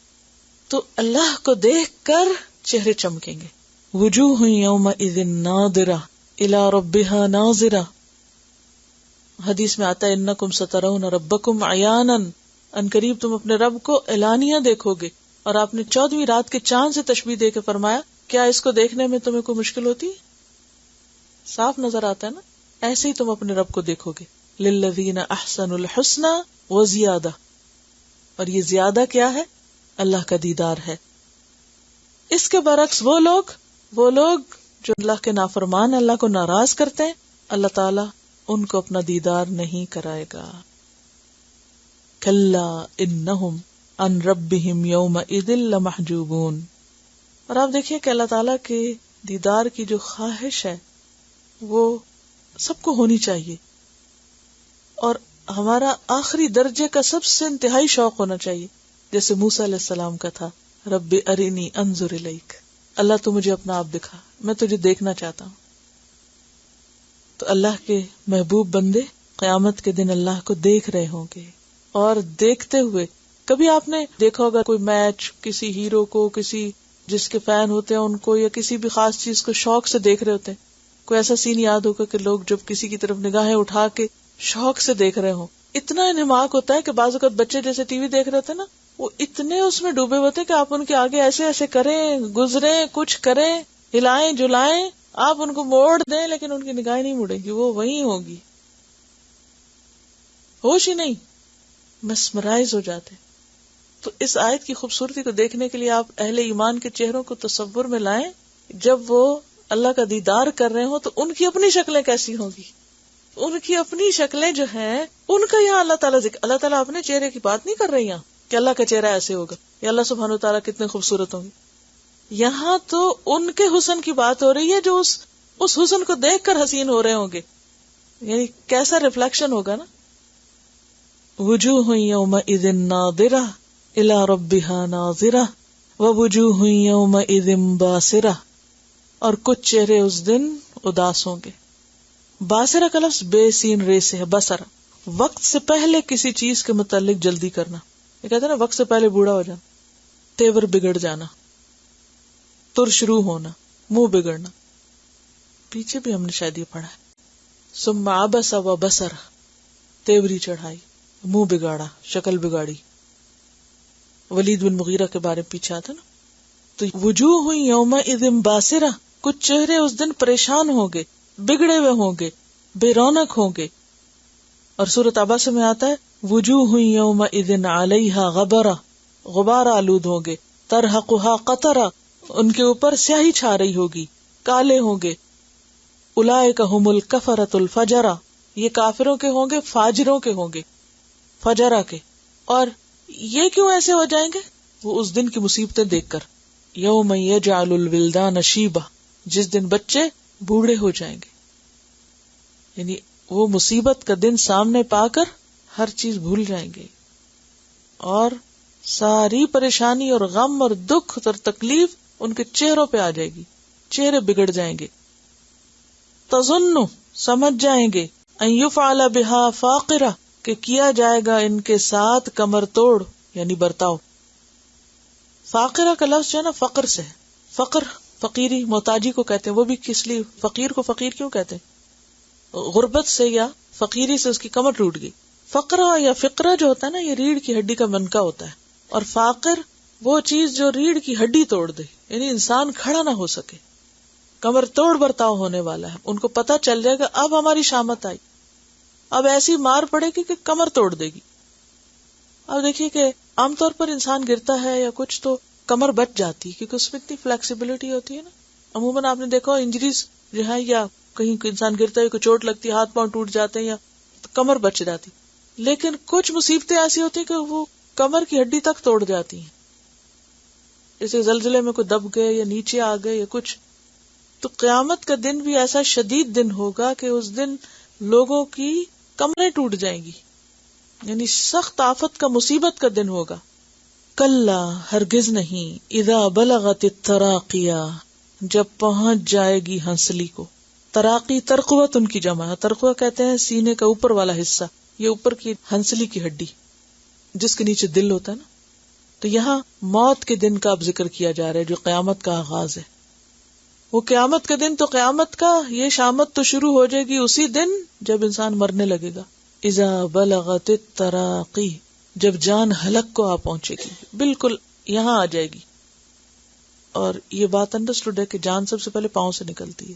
پاؤں سے نکلتے نکلتے پنڈلیاں کے بعد ٹانگیں، ٹانگوں کے بعد نچلا دھڑ، نچلے دھڑ کے بعد اوپر والا، اور اس طرح ہاتھوں سے بھی آخر میں دل پہ آ کے اکٹھا ہو جاتا ہے اور پھر ایک دم روح نکل جاتی ہے. تو کلا اذا بلغت التراقیہ ہرگز نہیں جب سانس حلق کو پہنچ جائے گی، ہنسلی تک آ جائے گی. اور آپ نے دیکھا ہوگا کہ آخری وقت میں جو سانس ہوتے ہیں نا اس میں یوں لگتا ہے کہ جیسے سینہ جو ہے نا وہ باہر آ رہا ہے، یعنی ایک دم اونچا ہو جاتا ہے. اگر آپ نے کسی مرنے والے شخص کو دیکھا ہو کہ اس کا سانس کتنا اونچا اونچا آتا ہے. اگر عام طور پر کسی کے پاؤں ٹھنڈے ہو نا اور آپ اس کو ملیں یا مساج کریں تو پاؤں گرم ہو جاتے ہیں. لیکن یہ کہتی ہیں کہ ان کے ماموں کی ڈیتھ ہو رہی تھی تو پاؤں ٹھنڈے ہونے لگے تو انہوں نے ملنا شروع کیا، لیکن وہ تو اور بھی ٹھنڈک بڑھتی گئی اور اوپر تک چڑھتی گئی، کیونکہ جو جان نکلتی جاتی جس حصے سے وہ حصہ ٹھنڈا برو، کیونکہ زندگی کی حرارت روح کے ساتھ ہے نا، ٹھنڈا ہوتا جاتا اور ایک دم آ کے گلے میں جیسے کوئی چیز اٹک گئی. اور یہ ہر انسان کے ساتھ پیش آنا ہے. کلا اذا بلغت التراقیہ وقیل اور کہا جاتا ہے من کون ہے راقن جو دم جھاڑ کرے. رقیہ کہتے ہیں جھاڑ پھونک کرنے کو، دم کرنے کو. ہے کوئی جو اب دم کرے آ کے. اور راقن کا مطلب بلندی پہ چڑھنا بھی ہوتا ہے، اوپر چڑھنا. ورتقی کا لفظ آپ کو پیچھے بتایا تھا میں نے، اوپر چڑھنا. ہے کوئی جو چڑھنے والا ہو. جب کارڈیک اریسٹ ہوتا ہے نا تو عام طور پر کیا کرتے ہیں، سینے کے اوپر زور زور سے مارتے ہیں. تو راقن کا مطلب ہوتا ہے اوپر آنے والا. ہے کوئی جو اوپر آئے. اور بعض اوقات اتنا زور زور سے مارتے کہ پسلیاں توڑ دیتے ہیں. یعنی ہے کوئی جو آخری تدبیریں کرے کہ جان بچ جائے، لیکن جس کی نہیں بچنی. یہ تو ایک بہانے ہیں کہ اس کو فوری امداد مل گئی اور وہ بچ گیا. نہیں، اللہ نہ چاہے تو کوئی کہیں بھی نہیں بچ سکتا. جہاں لکھی ہے وہاں آ کے ہی رہے گی. وقیل من راق ہے کوئی جو آ کے دم کرے اور اس کی جان، اس کا پھنسا ہوا سانس جو ہے وہ کسی طرح سکون میں آئے. سورۃ واقعہ میں بھی آتا ہے فلولا اذا بلغت الحلقوم وانتم حینئذ تنظرون ترجعونها ان کنتم صادقین. اسے واپس لاؤ اگر تم سچے ہو. کچھ کر سکتے ہو تو کر کے دکھاؤ. اگر تم سمجھتے ہو کہ اس روح کے مالک تم ہو، زندگی تمہارے ہاتھ میں، تو ذرا واپس ڈالو.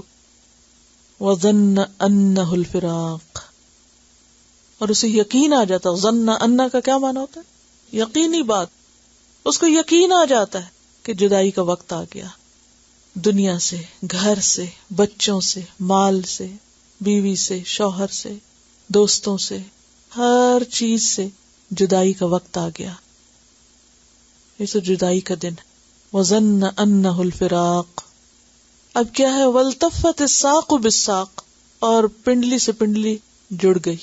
التفا کا لفظ جو ہے نا لف سے، لام فے فے، ایک چیز کو دوسری کے ساتھ ملا دینا، لف کر دینا. ہم کہتے ہیں نا ملف، لفافے کو لف ہاضا، یعنی اٹیچڈ کے معنوں میں آتا ہے.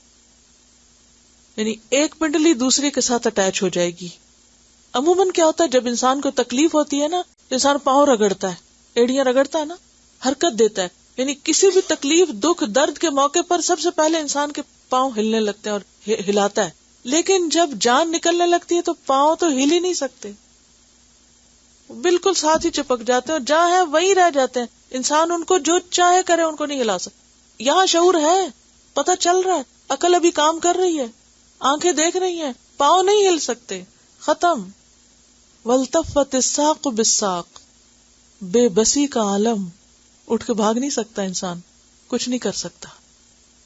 الی ربک یومئذ المساق، تیرے رب کی طرف ہے روانگی. چلو روانگی کا وقت آ گیا، چلنے کا وقت آ گیا.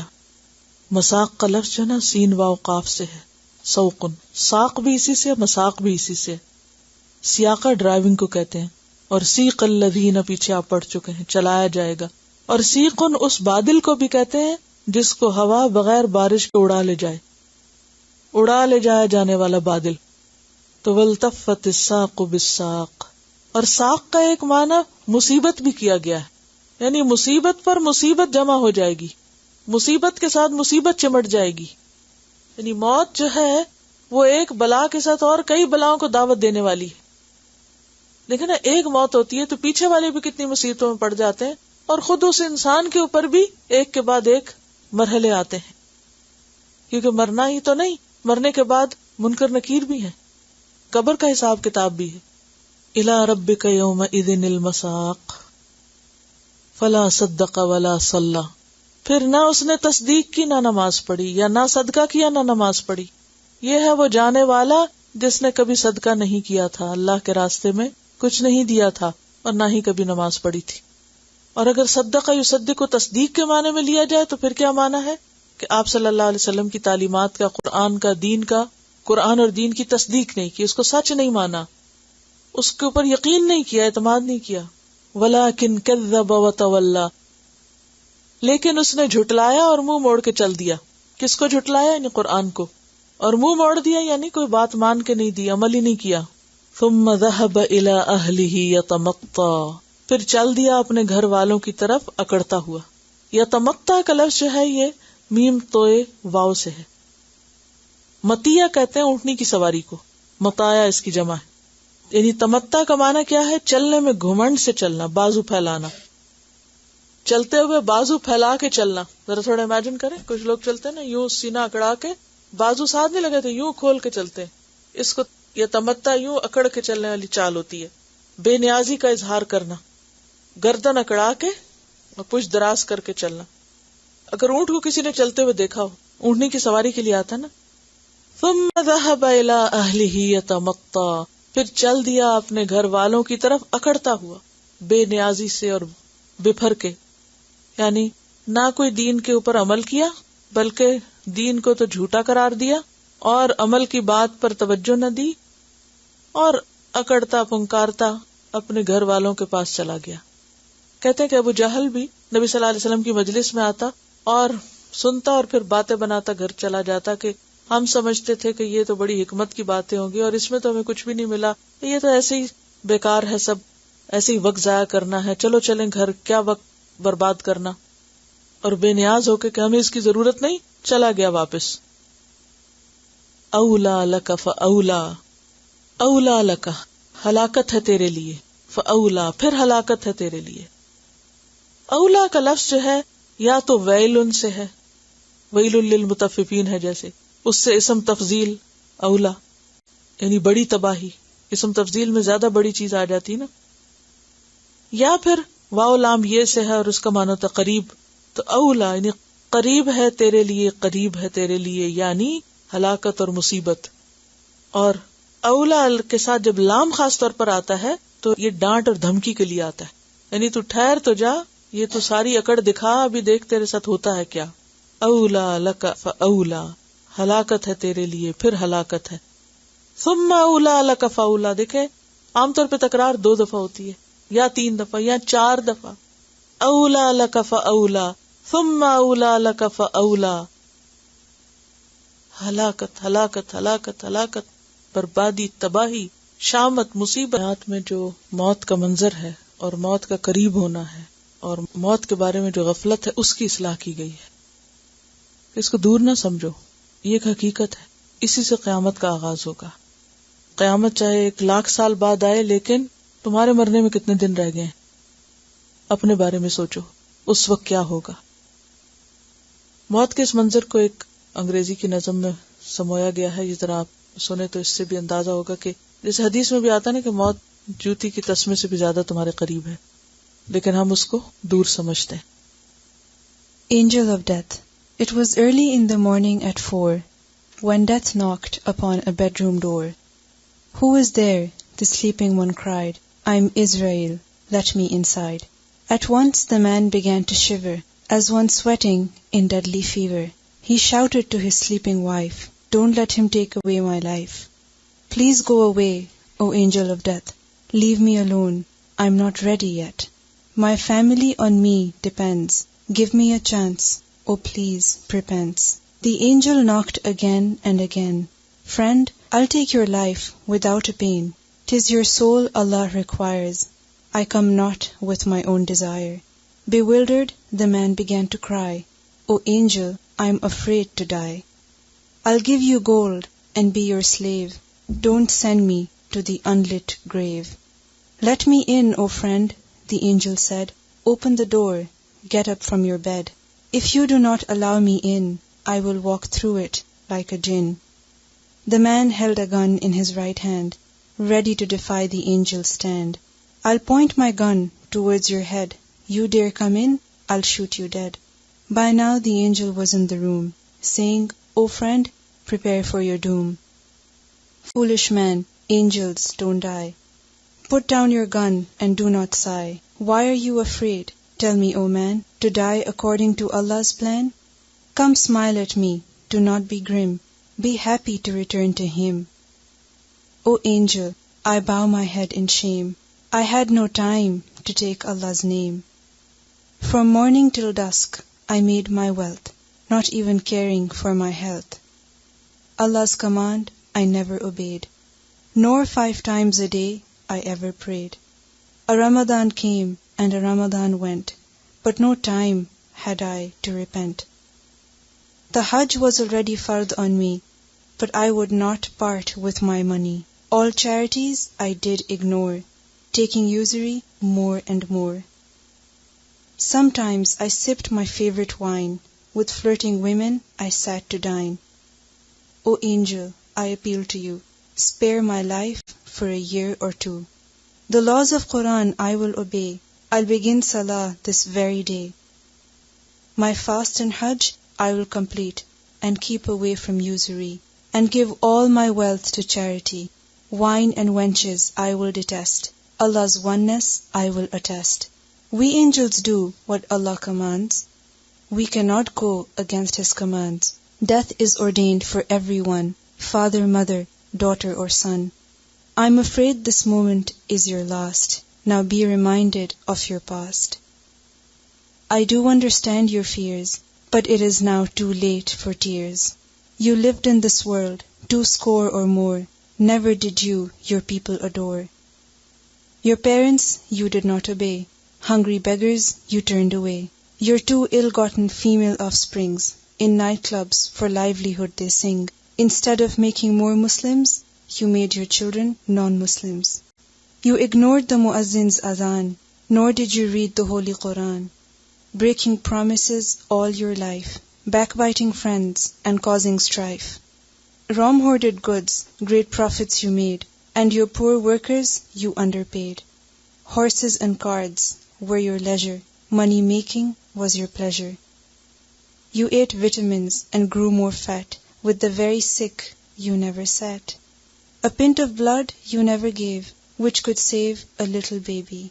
O human, you have done enough wrong. You brought good properties for a song. When the farmers appealed to you, you did not have mercy, it is true. Paradise for you I cannot tell. Undoubtedly, you will dwell in hell. There is no time for you to repent. I'll take your soul, for which I am sent. The ending, however, is very sad. Eventually, the man became mad. With a cry, he jumped out of bed, and suddenly he fell down dead. O reader, take moral from here. You never know, your end may be near. Change your living and make amends, for heaven on your deeds depends. زندگی کی سب سے بڑی reality اس کا ختم ہونا ہے.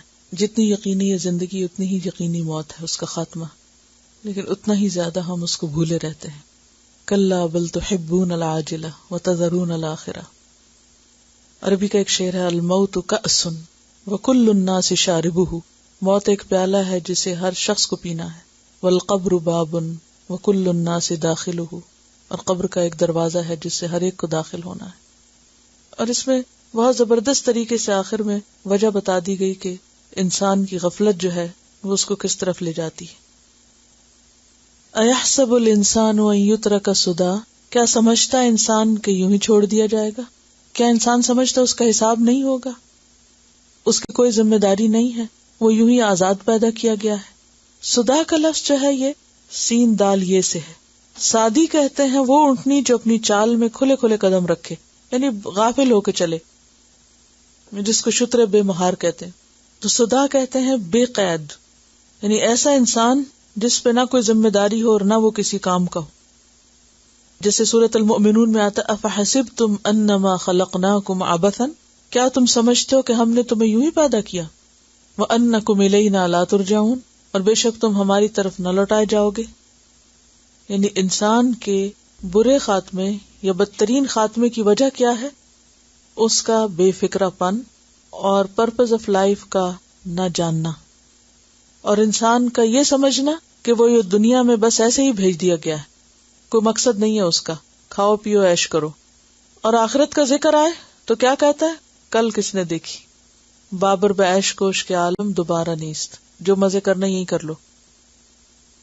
اور یہ تو مولویوں کی بنائی ہوئی باتیں ہیں کہ پھر دوبارہ انسان بنے گا اور قیامت آئے گی اور حساب ہوگا، کتاب ہوگا. تو اس پر اللہ تعالیٰ فرماتے ہیں کیسے تم سوچتے ہو کہ تمہیں دوبارہ نہ اٹھایا جائے گا؟ الم یک نطفۃ من منی یمنی. الم یک نطفۃ، کیا وہ ایک بوند نہ تھا، من منی منی کا، یمنا جو ٹپکایا جاتا ہے. یعنی انسان کہاں سے پیدا ہوا؟ منی کے ایک قطرے سے جو رحم مادر میں ٹپکائی جاتی ہے. اور پھر اس سے کیا کمالات ہوتے ہیں. وہ ایک نطفہ کیا سے کیا بن جاتا ہے، وہ کون بناتا ہے، وہ ماں کے پیٹ میں 3 اندھیروں کے اندر تخلیق کون کرتا ہے، صورت کون بناتا ہے، انسان کو اس کمال درجے کا پرفیکٹ کون بناتا ہے، وہ کن کن مرحلوں سے گزرتا ہے. ثم کان علقۃ، پھر ہوتا ہے وہ علقہ یا بن جاتا ہے علقہ، یعنی کیا، نطفہ. نطفہ علقہ بن جاتا ہے. اور علقہ کیا کہتے ہیں؟ منجمد خون کو، خون کی پٹکی، جامد خون. فخلق، پھر اس نے پیدا کیا. فسوا، پھر درست کیا، پورا پورا بنایا، ٹھیک ٹھیک بنایا. فجعل منہ الزوجین الذکر والانثی، اور بنائے اس میں سے زوجین، جوڑے، ذکر اور انثی کی شکل میں، نر اور مادہ کی شکل میں.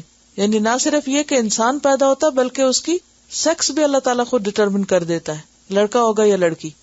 جیسے سورۃ النجم میں بھی آتا نا وَأَنَّهُ خَلَقَ الزَّوْجَيْنِ الذَّكَرَ وَالْأُنثَى مِن نُطْفَةٍ إِذَا تُمْنَى وَأَنَّ عَلَيْنَا النَّشْأَةَ الْأُخْرَى.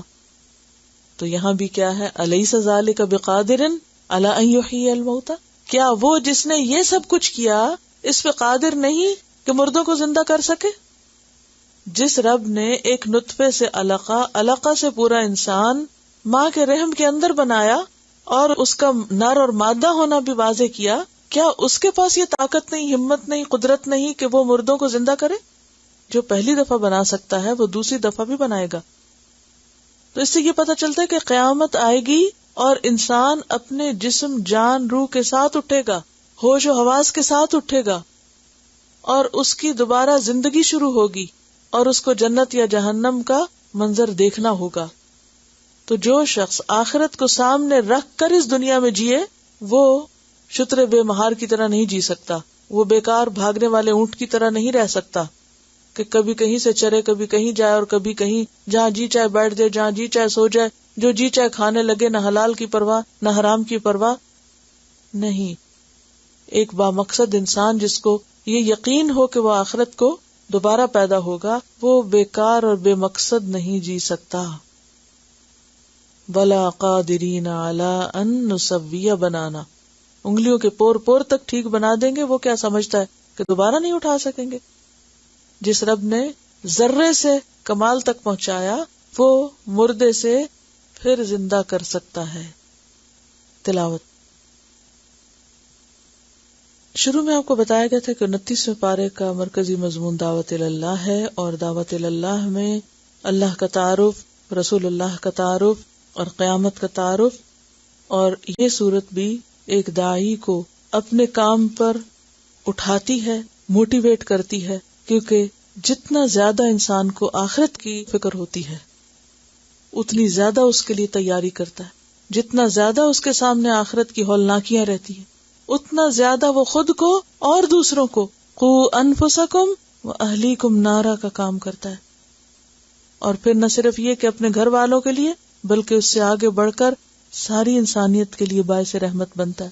جیسے ہمارے پیغمبر کیا تھے، وما ارسلناک الا رحمتا للعالمین، سب کے لیے رحمت تھے کہ سب کو آگ سے بچانے والے. تو اسی طرح اللہ کے راستے میں نکلنے والا بھی پھر چین سے نہیں بیٹھتا. وہ صرف ایک ذاتی خود غرض زندگی نہیں بسر کر سکتا، اسے اپنی موت اور زندگی کی بے ثباتی اور دنیا سے جل جانے کی فکر کچھ کرتے رہنے پہ مجبور کرتی ہے. یعنی موت کا ذکر ایسا ذکر ہے کہ جو انسان کو واقعی سیدھا کر دیتا ہے. اس صورت پر الگ سے کیسٹ بھی موجود ہے قیامت کے نام سے. ایک تو نا روز قیامت کیا ہوگا، وہ تو زیادہ تر سور پھونکنے اور اس کے بعد کے مرحلوں کا ذکر ہے، لیکن یہ کیسٹ جو ہے صرف قیامت کے نام سے، وہ سورۃ القیامہ کی تفسیر ہے. اوکے، سبحانک اللہم و بحمدک، نشہد ان لا الہ الا انت، نستغفرک و نتوب الیک. السلام علیکم و رحمۃ اللہ وبرکاتہ.